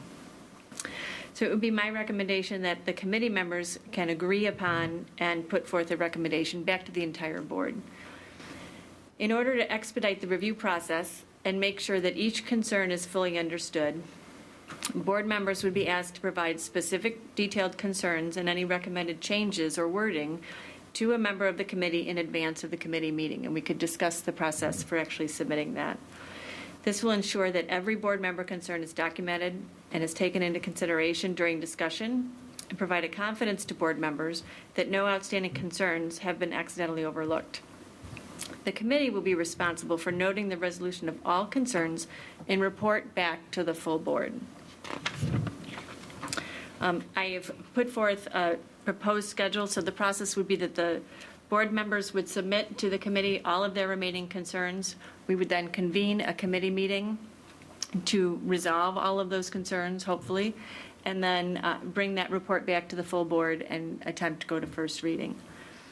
There are some time considerations, obviously respecting the time of the board members. It's been a challenging process over the last year to assemble 7 board members to have discussion over every policy, but we have done a pretty good job of doing that during the first phase of this. But I'm recommending that for the wrap-up, we try to rely upon and lean on the policy committee structure to try to work through the outstanding issues. So the schedule that's been laid out that is sitting in front of board members, attempting to see if we can get consensus around breaking the policy manual into 2 sections, sections 1 and 2, make sure that we have all the concerns, the committee would meet, and then report back. So if we were able to adhere to this aggressive schedule, we would be able to have full consideration. We would have a meeting in December to address anything that is remaining, and then we would be able to go to second reading and potentially policy adoption at the beginning of January. I have attached to all the board members a summary of all of the changes that were discussed at the last committee meeting. Or it wasn't a committee meeting, it was the board meeting, the special meeting that we had. So by section, by policy, I've documented all of the concerns that were expressed, and this is a similar kind of format that you could expect when we collect all of the board member concerns, and this is the type of information the policy committee would be working off of. And of course, again, any board member that would like to continue to participate in board in discussion on the policies are welcome to come and attend, but I think there is some sense of urgency in terms of moving the district forward in trying to wrap up the process. I'd welcome feedback on this. I'd welcome questions or concerns. But my goal tonight is to try to come to some consensus on how we can move the policy manual process forward so we can come to its conclusion and adoption. I do have one question. I know that while we've been going through this process, there have been updates that are sort of queued up now that we need to address as a district. Are any of those updates covered through this process, or are those still, can you tell me how many there are and how that fits into this process? Since we began the process, IASB has provided 31 updates that In their category, it's requesting immediate action or suggesting immediate action on 31 separate policy changes since we've begun this process. 25 of those 31 policy changes have already been discussed and integrated into our proposed policy manual. So we have 6 outstanding that were from press publications from July and August of this year, which the committee has not looked at yet. So we still have that work to do to be compliant. But none of the work has been done at this point to take any of those 31 policies and attempt to place them on top of our current existing policy manual. That would be a separate onerous process because we're not tied policy number. We've got a different structure. And honestly, this board has already had discussion, deliberation about 25 of those 31 policy changes adoption. So that work has already been done in the new proposed policy manual. It has not been started. Honestly, we thought this process was going to be much further along by now. So that's really kind of why we are where we are. Mrs. Conroy? This process has been going on for almost 2 years now, and it has taken on different lives as we've gone through it. My question would be, as we're talking about compliance, at what point are we going to be out of compliance with these other issues? There are a number of policies that are affected, they are defined by statute. We make changes to policy so that we are compliant with state and federal regulations. And there are a great number of them that are statutory in terms of if we need to adopt these to be compliant. There is a new one of the ones that the board has not yet considered is related to food allergies and how we handle that in the district. And it is new law that goes into effect January 1. And so you'll see, my thinking is I'm really trying to get us to the point where we can adopt the policy manual just after the first of the year so that we can be compliant not only with that one particular policy, but with all of the 31 changes that have taken place since we began the process. Mr. Collins? I just have a question so I'm clear. Are you proposing that what the policy committee do in addition to taking care of board member concerns in these meetings is also incorporate these changes into each section as we consider them? We've already implemented 25 of the 31 changes. So the committee would have to take into consideration, which is the normal work of the committee, is the press has given us 6 new policy change recommendations, which are in this category, this is not, there are many, many changes that come to us that are recommended changes. Many of the changes that come from press are wording changes, legal reference changes, cross-references. However, the 31 changes that I'm referring to are recommended by IASB to be immediate action is taken by the board. Okay. So you are proposing the remaining 6, discuss them as in the appropriate sections? I was writing. Mrs. Davy? Ms. Hirsch, so you're proposing that the structure that we've had in place for 2 years, where the discussion was the board member acting as a committee of a whole, you're suggesting we change that? The entire board has gone through every policy in the proposed policy manual, I would say, at least once. Every board member has had an opportunity to attend the committee of the whole meetings. Now, not everybody was able to attend every meeting. I realize that. But at this point, what I'm recommending is that we, in this final wrap-up phase of addressing any remaining outstanding concerns, leverage the structure of the committee, again, encouraging and welcoming any piece of feedback, any concern being communicated, and, the proposal that I'm making, and I'm open to change, is that we would make sure that the full list of concerns and recommended changes are put back to the whole board. You'll know what we're going to talk about when. Any board member is welcome to come and participate in the discussion. But in order for us to move forward, it's very challenging to get a committee of the whole meeting I'm looking at breaking out the manual into 4 sections, blocks of 2, for us to try to get a committee of the whole meeting where 7 board members would be able to attend between now and January 1. It's just an unreal. I would love to be able to do it, but we all have lives outside of our board work, and I think it's an unrealistic expectation. You've given us a sample of what the board committee as a whole had a policy meeting a couple weeks ago, and you've given us the working draft of what came out of that meeting. Well, let me ask you this: do you think that with your structure, with you getting written feedback from board members and then the policy committee talking about it, do you think you're going to have this level of detail and specificity that we got after having our meeting last time? I'm not sure I understand how. Here's what I'm getting at, Ms. Hirsch. I thought that we had one of the best meetings that we've had in a long time talking about policy.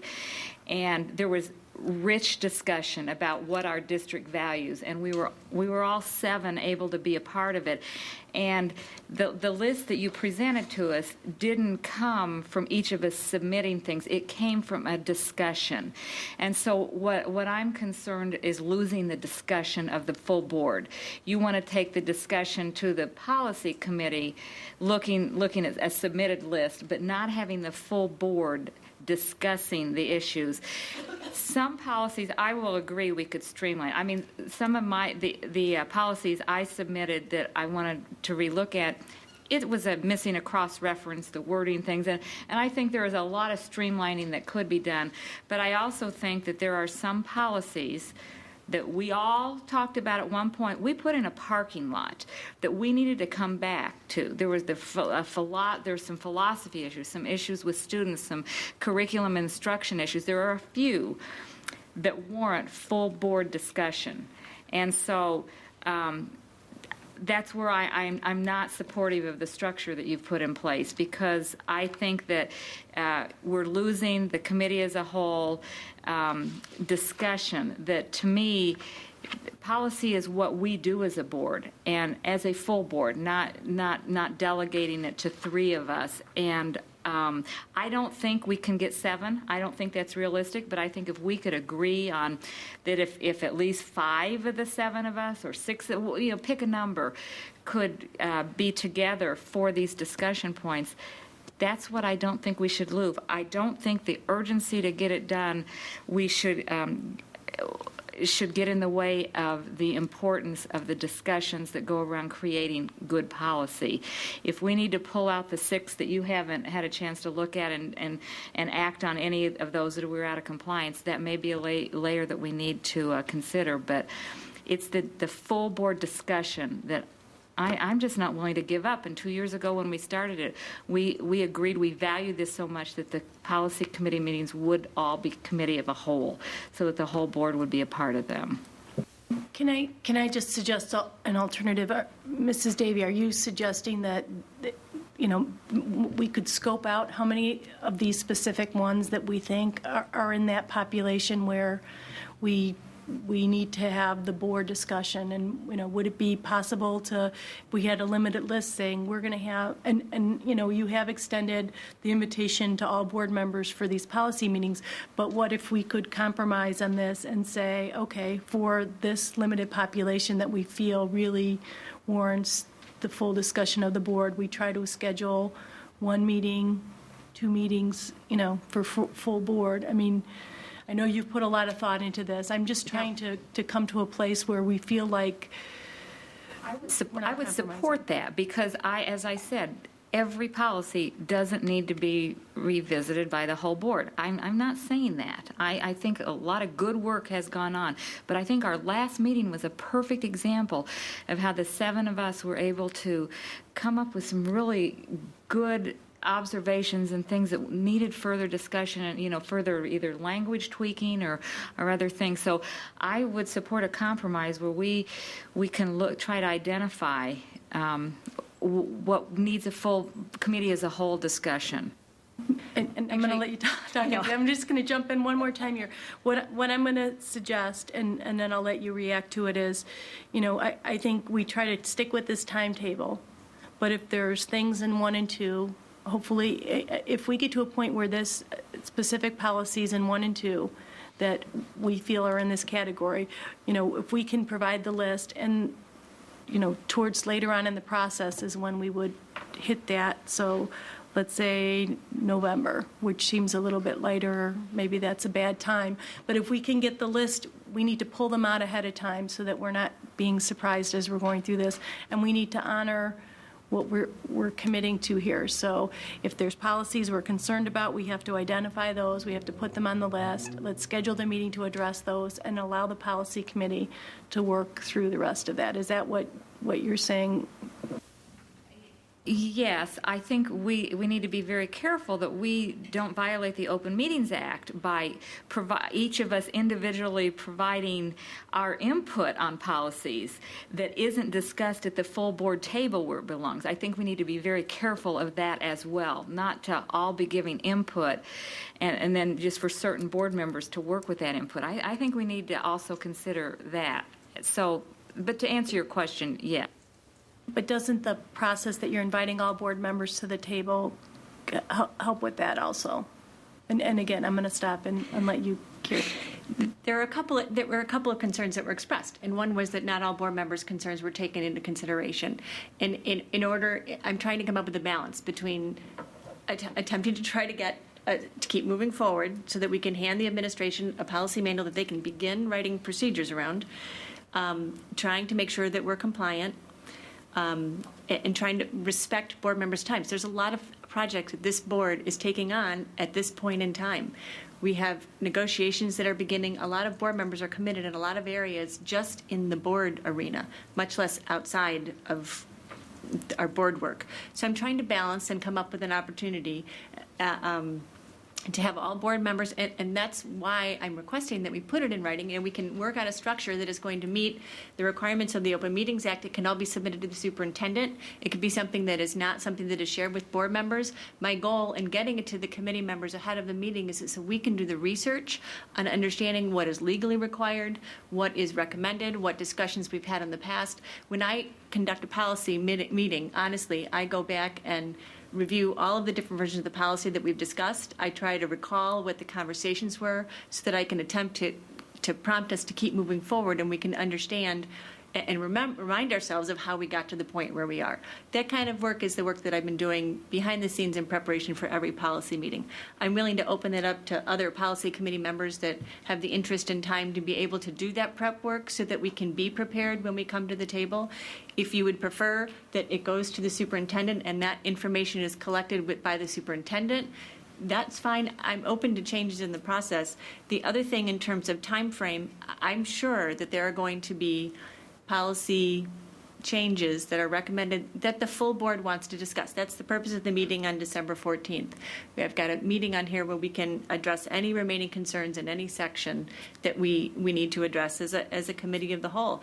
If we need to schedule yet another meeting beyond that one meeting, I'm open to doing that. What I was trying to do was to offer up and to tee up a plan for us to move forward so that we can leverage the committee structure. And I will indicate that we do have a committee structure in our manual now, and that's the structure that is expected to do the research, to do the background work, and to present to the full board a recommended policy. That's the way that the policy committee had run in the past. I think the committee of the whole meetings, we've been running for so long that we're very accustomed to meeting as the committee of the whole to review the process. So I welcome any other questions or. Mrs. Conroy. I'm hearing two really good things here. One is that we need to expedite this process, and the other is, I think what Mrs. Davy is saying is very valid, in that we did have probably one of our most productive conversations around policy, the seven of us last time, and I think a lot of really important points came out of that.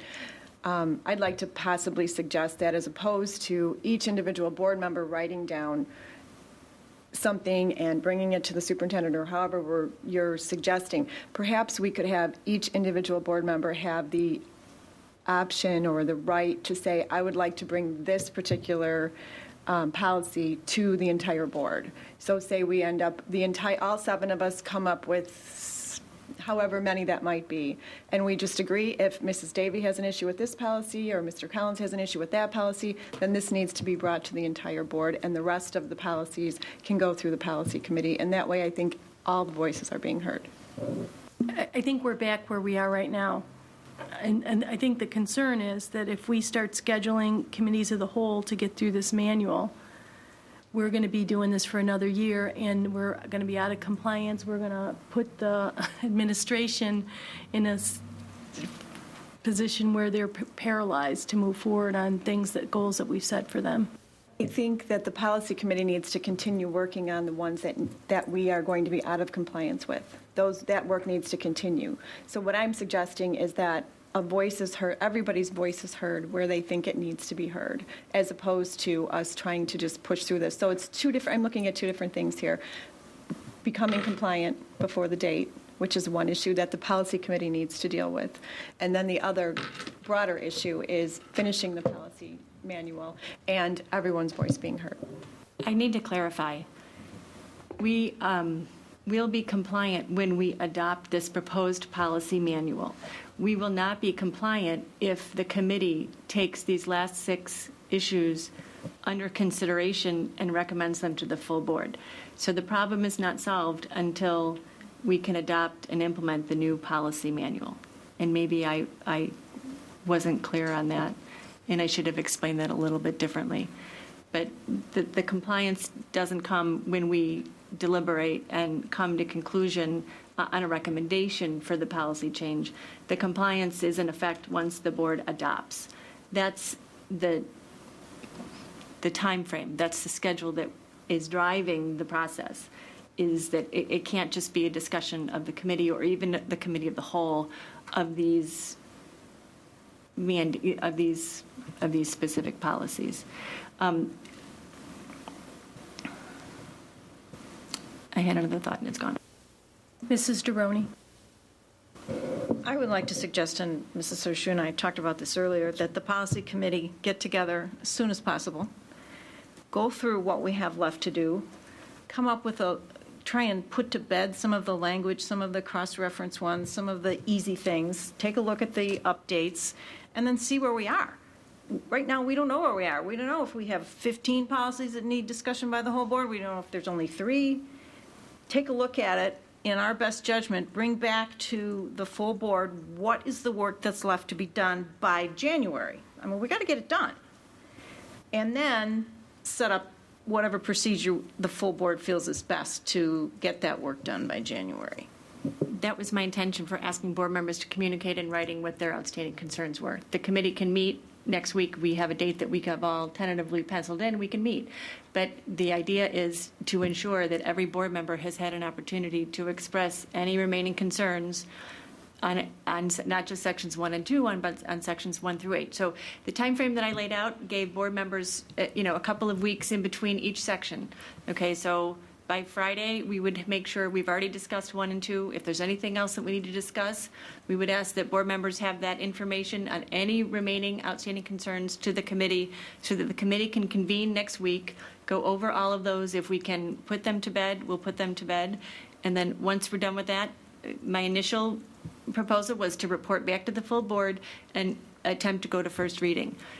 Once that was done, we were staggered. So on the 24th of September, board members would be asked to have all of their comments, concerns to the committee, whether it's to Dr. Krizik or to the committee, on sections 3 and 4. Then the committee will convene, work through any outstanding issues on sections 3 and 4, put that to bed, move on. Honestly, I think our biggest challenge is section 2, which we have spent some time on. Okay, well, I'll tell you, Mrs. Davy, my assessment of that is based on the feedback that I received before the last meeting, where I received 35 policies from you and 39 policies from Mrs. Deroni, and the majority of those were Section 2. So until we know from every board member what their outstanding concerns are, it's very difficult for me to judge what outstanding concerns and how much time it's going to take. So I put a uniform process I'm putting it in front of the board for consideration, but I would like to see us come up with a compromise so that we can continue to move forward and try to adopt by the first of the year. Mrs. Deroney?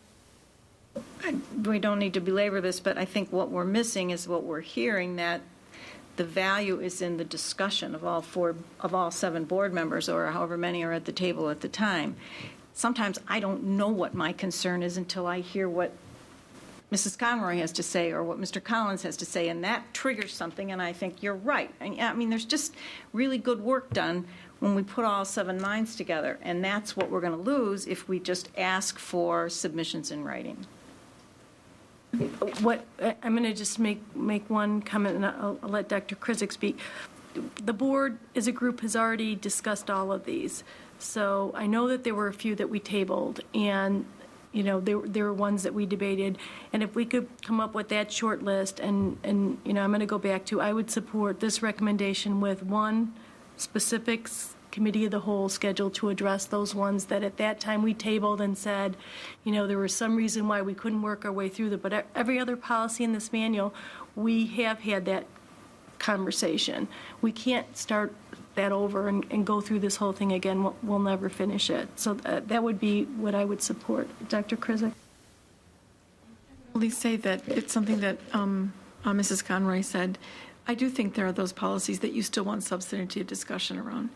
And I think one of the, let's say, friendly suggestions is for the board to at least identify, not in detail, just saying policy 2.220.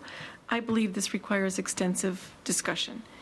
Simply stated as that, not going into the rationale why. And I think you all respect one another enough to know that you wouldn't bring that forward if it wasn't substantive discussion.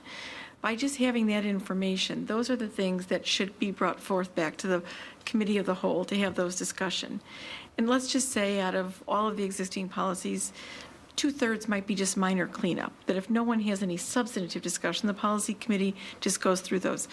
But knowing which policies just simply have substantive discussion around, I don't think that board members should be expected to write anything more than, I think it needs substantive work.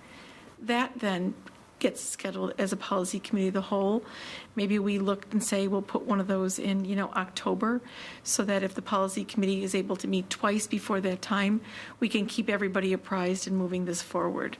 So maybe that would work, and that would address Mrs. Davies' concerns, Mrs. Deroney's, you know, observations, even Mrs. Conroy's observations about the value of having all 7 board members.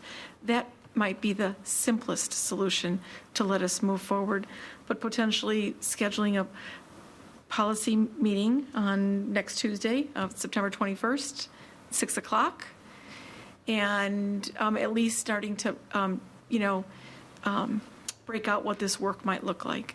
The process, if we were not in a policy manual review process, any new policies that would have come out of press would have been digested by the policy committee and then brought forth for a first reading discussion to the whole board. So I think as there are those 6 policies, in addition to what we have, those new 6 policies that have come out through press between July and August, those also get discussed at the policy committee level and then get brought back forth for the whole board for dialogue and discussion. And I think the policy committee has done a good job in the past in terms of kind of summarizing, you know, is it a required policy? What's the legal issue? And sometimes it's simply, you have no choice but to adopt the policy because it is a statutory requirement. And those would be the only ones that have a sense of urgency in this process. Mrs. Davy? I support that. I think that it kind of has solved some of the concerns. I would suggest that the committee as a whole, addressing the policies that we've all identified warrant board discussion, should probably come earlier rather than later, only because some of them have a trickle effect on other policies. And so to put it at the very end, I think maybe is a disservice to the process. And I already outlined mine in my email to you, so I can certainly reiterate those, because I did it. I said these 2 policies were big ones, you know, and we never really fully, and I said they went to the parking lot and we need to come back. quantity is not necessarily an indication of importance, because I had a lot of housekeeping issues in Chapter 2, but I think the big, rich discussions are in the chapter on students and the chapter on curriculum and instruction. I wrote the big word meta. This deserves a meta discussion. I wrote it from our policy meeting. So there are some, and so it isn't quantity maybe in those other chapters, but I do think there's some. So I think that if we could have that maybe sometime in October, if we could find, and I agree, we may not get all 7 of us, but we have to keep moving. And I think we all have to agree to that. You know, if we all think all 7 have to be there, that's a whole nother issue. I'm suggesting we have to realize that we got to keep moving on it, and we maybe can't all have 7, even for the committee as a whole meeting. But I think that we should keep moving. Mr. Collins. Perhaps what I'm about to say might be redundant, but I also support Mrs. Hirsch's suggestion as modified by Mrs. Ostachek, as modified by Dr. Krizik, as modified by Mrs. Davy. Hey, what am I? Now, at least that's what I've heard. And let me throw in Mrs. Deroni, Mrs. Conroy for good measure. Now, if I could just keep it in perspective, we have met now 18 times. I would say on an average of 3 hours, 54 hours of meeting time. On average, there's been 7 board members, a superintendent, several assistant superintendents, a secretary, let's call it conservatively 10 people. That's 540 hours of work so far. There are other high-performing school districts in this very county that have adopted this policy manual in 3 or 4 meetings. So every once in a while, you have to step back and say, maybe the process that we have in place is not the most efficient. Let's try something new. And so with that, I support trying something new.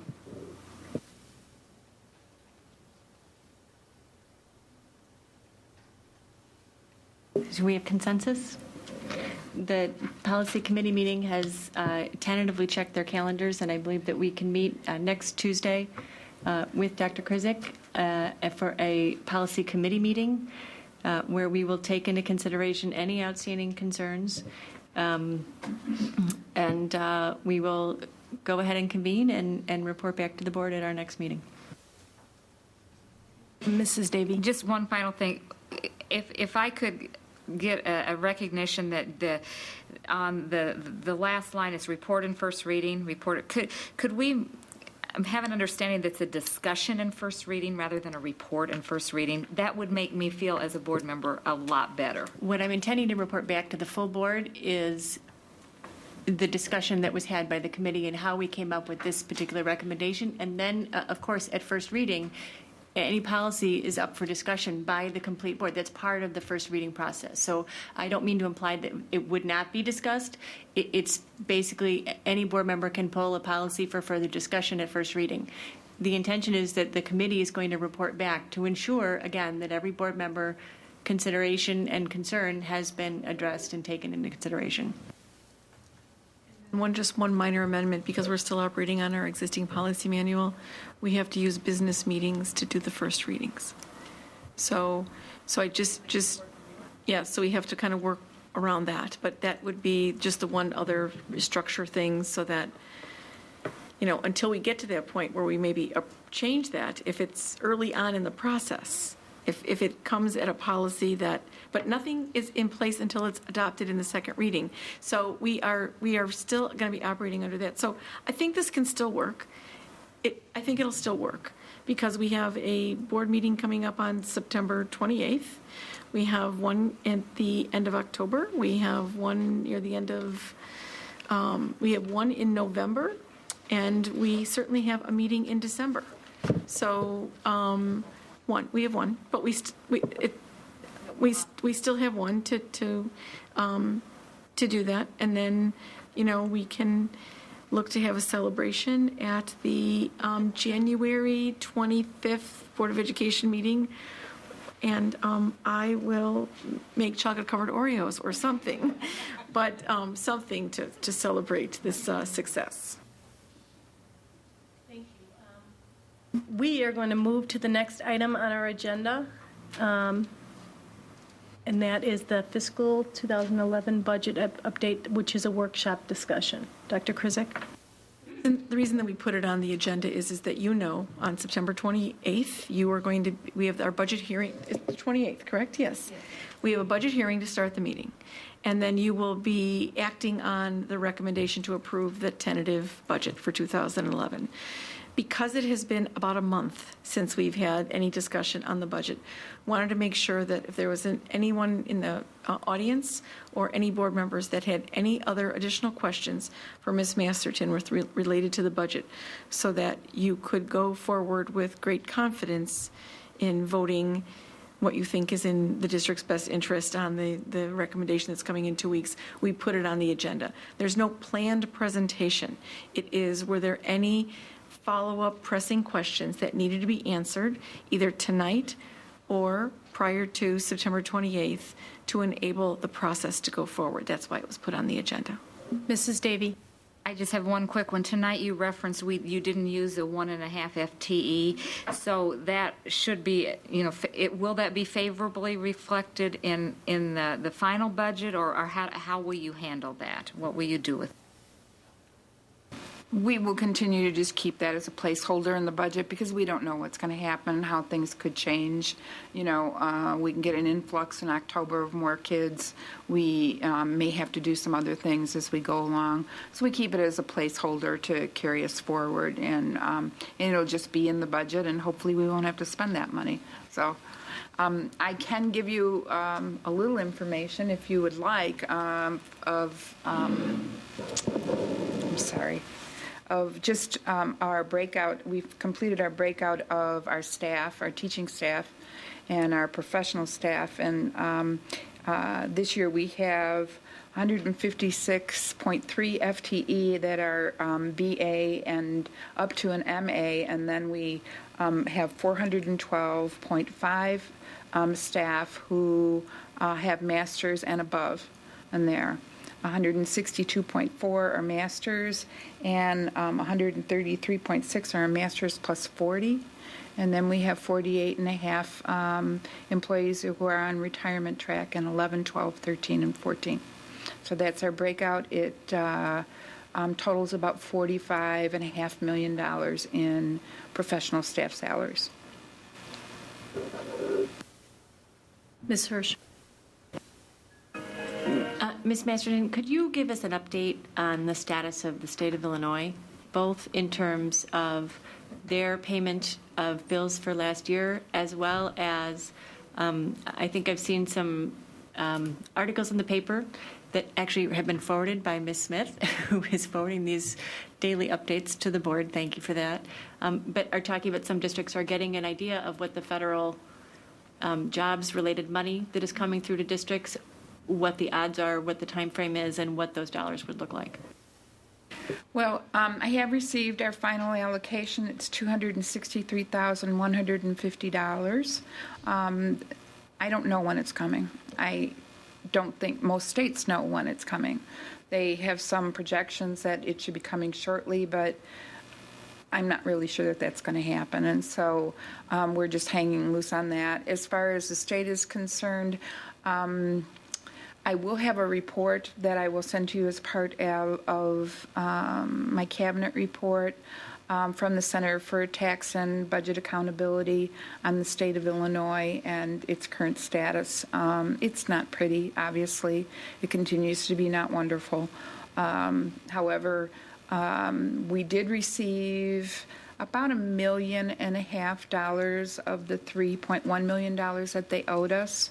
So we did catch up quite a bit through August. They have till December to bring the remaining funds in, and I suspect that we won't get, any of a substantial amount of money from that. They used ARR funds and other federal funds to make those payments. So we're not expecting to see, a wonderful turnout of dollars. And I think everything depends on the election, frankly. And, you know, although I can say that we've heard that before, and then after elections, it hasn't changed at all. So we just don't know. But I did get a couple of reports, and I'll have some more tomorrow, that we're supposed to be receiving from our association lobbyist who's down in Springfield about what's going on, and I will be happy to share those with you. Two questions. The first is, even though we've gotten some of last year's money, still doesn't speak to what's going to happen this year. So I guess, if anything, hopefully that'll mitigate some of the shortfall that we probably would expect this year, because essentially this money came borrowed from the future. The second is just overall, any significant changes you talked about, you know, a minor headcount variance, any significant changes or variances from the information that we've had and the public discussion that we've had on this? None whatsoever. We still have $149 to the good, and I'm hanging on to it really tight. And I must say that all of our staff has been very cognizant of what we're going through, has been standing up and moving forward and volunteering for the upcoming EPERT things. We have over, I think it's 300 volunteers, about 300 volunteers for the EPERT program review committees. Those are all staff members. We sent out all budget sheets today. And so I've already started getting floods of questions. What's this? What's that? What's built into this? What's in that? And that's pretty much what the business office is going to be doing, and the HR department too, for quite a while. But I think we're going to see some really fabulous results from these program reviews, showing us a lot of interesting information.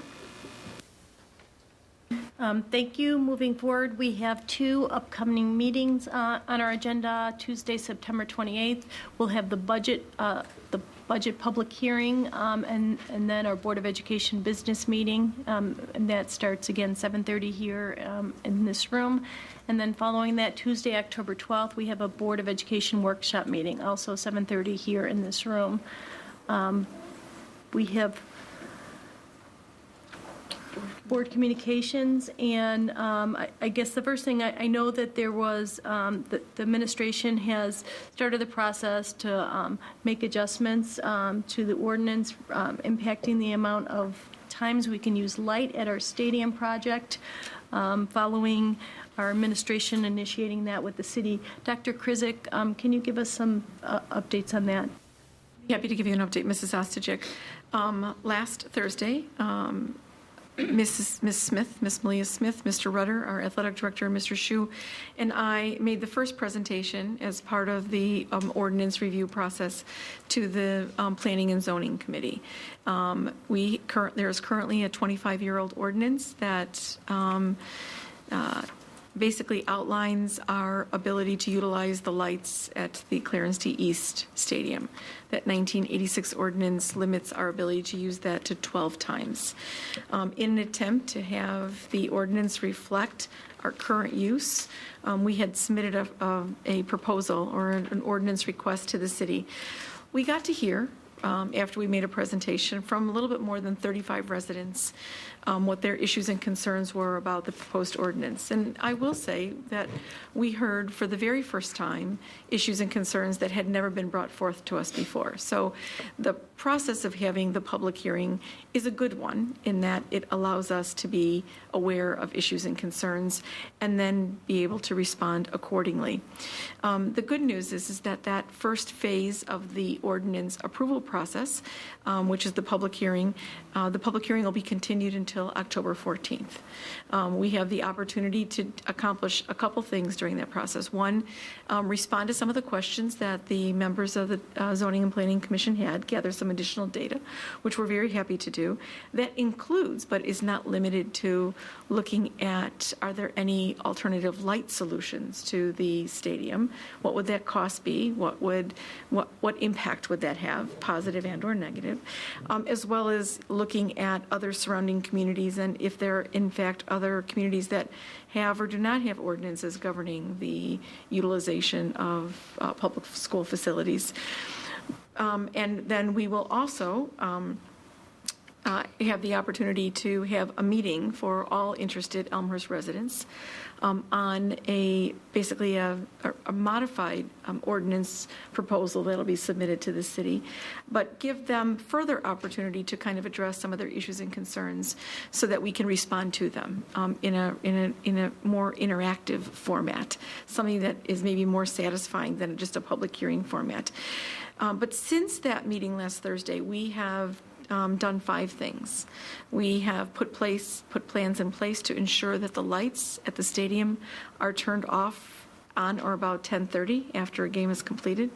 The only impact or change to that time would be if there was some weather emergency, lightning that would require a delay of the game or multiple overtimes or something. But our intent is to have the light poles turned off by 10:30 on Friday, and all subsequent home games, as a matter of fact. And so we have a game on September 17th, we have homecoming on September 24th, we have a game on October 8th, and we have a game on October 22nd. So our goal is to have those lights turned off by 10:30.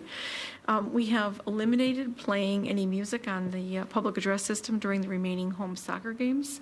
That was a recommendation and suggestion that came from the residents, and so we have immediately put that in place. And there was a home soccer game, I believe, this week that we did not play music. We certainly have the national anthem to play and those kinds of things that are critical to the game, but not that additional music. We have made alternative arrangements for the freshman football games that had been scheduled for September and October. We've moved their start time to 4:30, and we've relocated one game on the artificial synthetic field and one across the street to the practice field in order to ensure that we don't use any lights and use up one of our light days, so to speak. We have asked the marching band to use their portable public address system as opposed to the stadium public address system for their marching band practice that happens, I think, during periods 3 and 4 during the school day. But it is important for either Mr. Riddle or for Mr. Riddle as the band director and Mike or Mr. Pavlik to be able to communicate with their band members, as well as use the metronome to have the pacing work. And then we've established Thursday, September 30th at 7 o'clock as the meeting date for residents in the community to further discuss the provisions of the ordinance. That meeting will be held in the Commons. Ms. Smith, Mr. Rudder, Mr. Shue, and myself, as well as some other individuals, will be providing some additional information and then allowing for a dialogue to happen. As a result of that meeting on September 30th, we will submit to the city a revised proposal for what we are requesting so that the Zoning and Planning Commission gets that well in advance of the October 14th meeting. We are able to do that because our request will be less than what we asked for in the original proposal. We are not expanding what we asked it for in the original proposal. I am happy to share with everybody that starting in July all the way through October 22nd, by October 22nd, we will only have used 12 dates of utilizing the lights. So as we go forth in this process, we will be in compliance with the existing policy as we go forth. This entire process will take 3 to 4 months, and by the time the spring season comes around, hopefully there will be a new ordinance in place that will enable us to utilize all of our facilities. And, thinking optimistically, we hope that will happen. In the event that it doesn't, then we will have to be utilizing other space within the community in order for us to operate our athletic programs for students, because we won't be able to use our existing facilities the way we have them scheduled in order to accomplish that. So we would not be able to have any home lacrosse games in the spring, any home soccer games in the spring. I don't know what we would do about track, but we'd have to have alternatives to those. But based on hearing some of the residents, a concern is that people would just want some clarity in terms of what the ordinance is, something that they can specify, that's something that we could keep track of, we could be accountable for, that it would be well understood by both the city, as well as ourselves, and as well as the residents. So I do think there was an openness to having a change from 1986, a recognition that things have changed in the last 25 years, but something that was, for lack of a better word, reasonable and could be well understood. So I am hopeful that we'll be able to move forward in the process. Mrs. Davy? I attended the public hearing and sat in the back of the room, and I want to thank Dr. Krizik and her staff for representing our district well and being good listeners. And then I extend my thanks to the York staff as well, because after that Thursday night meeting, they reacted immediately and heard what many of the concerns were that they could act on and address some of the issues. So the list of 5 things that Dr. Krizik referenced was as a result of listening to what they heard. And I think that having the meeting on September 30th for the residents will be very productive. And I think it's important to note that we will be able to honor the 12 dates that was in the original ordinance for this fall season. My one question, Dr. Krizik, is at the beginning of the meeting, the commissioners from the Zoning and Planning Commission asked if you had been, if the Board of Education was supportive of this variance that you were asking for. Do you need anything from us moving forward to just validate our support of what we're trying to do here? It would be beneficial if Mrs. Ostaja could write a letter on behalf of the Board of Education to support the administration's work in creating an ordinance that balances the needs of the students of District 205 with the needs of the community, and support our continued work to look to other solutions to solve problems that might not just be addressed by the number of days and through lighting. So I think a formal letter that could be written by Mrs. Ostajic on behalf of the board that we can submit to the city before October 14th would be well received and extremely beneficial. So if that is the consensus of the board to support that, that would be great.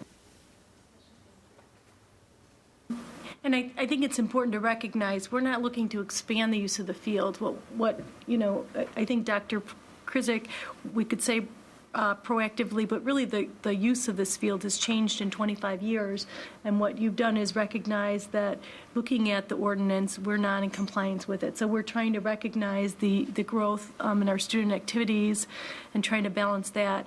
I think, it is meaningful that people came forth with complaints that we've never heard, and apparently, probably some pent-up frustration. So is there a communication strategy for, York High School, it's in the middle of a community. It's not out in the middle of a cornfield, Church, St. Charles Road on a football game night, don't try to pass it. And that, it's one of the realities of where our high school is. But what, do we have, I guess, a strategy for communicating if people have complaints? Can you just talk a little bit about the process for those who do come forth and how they would approach that?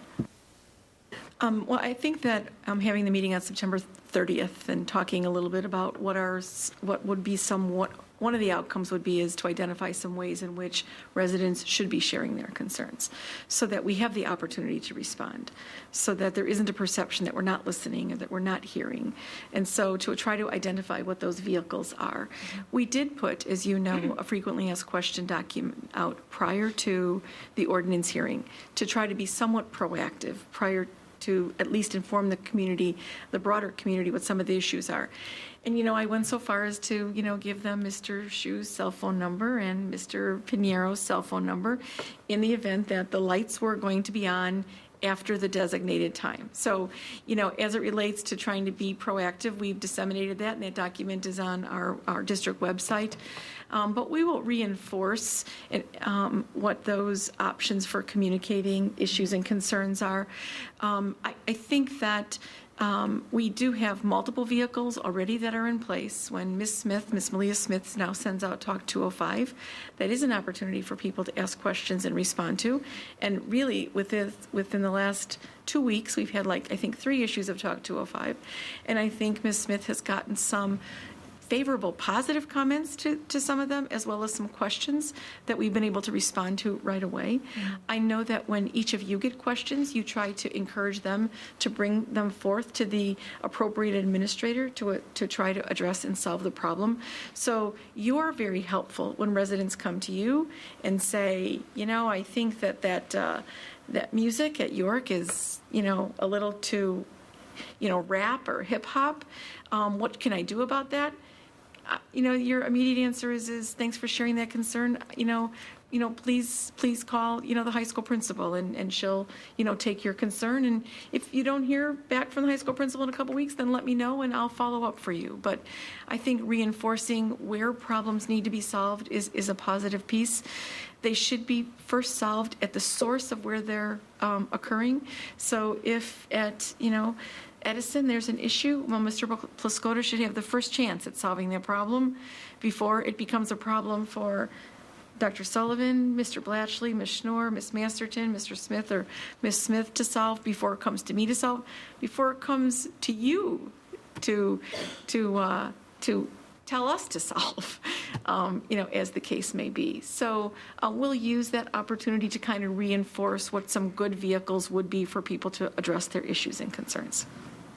One final question. I know that you've been able to work through the schedule so that we're fine for the fall program.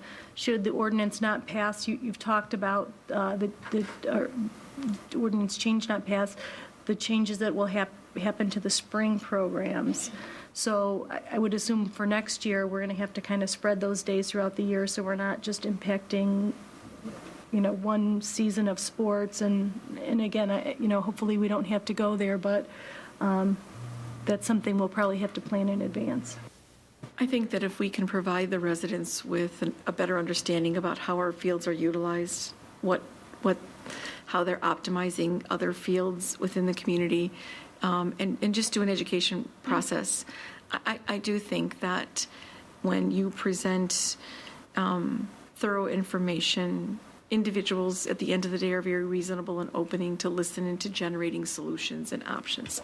So I really do believe we live in a community that people will listen, and we're trying to reflect that by taking some immediate action. But I do think at the end of the day, when we outline everything and make our plan, I think, a little bit more understandable and clearer, I think we'll be able to work through the majority of issues. I think our willingness also to have the lights evaluated and then bring forth potentially to you a proposal to change those out, that potentially could also be well received.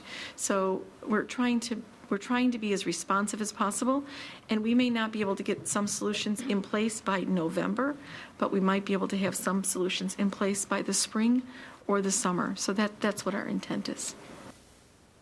Thank you. Do we have any other committee reports, any other board communications? Seeing none, I will accept a motion to adjourn.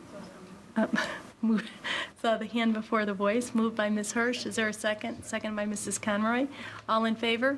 Aye. Those opposed? This meeting is adjourned. Thank you to all of you who participated in our meeting.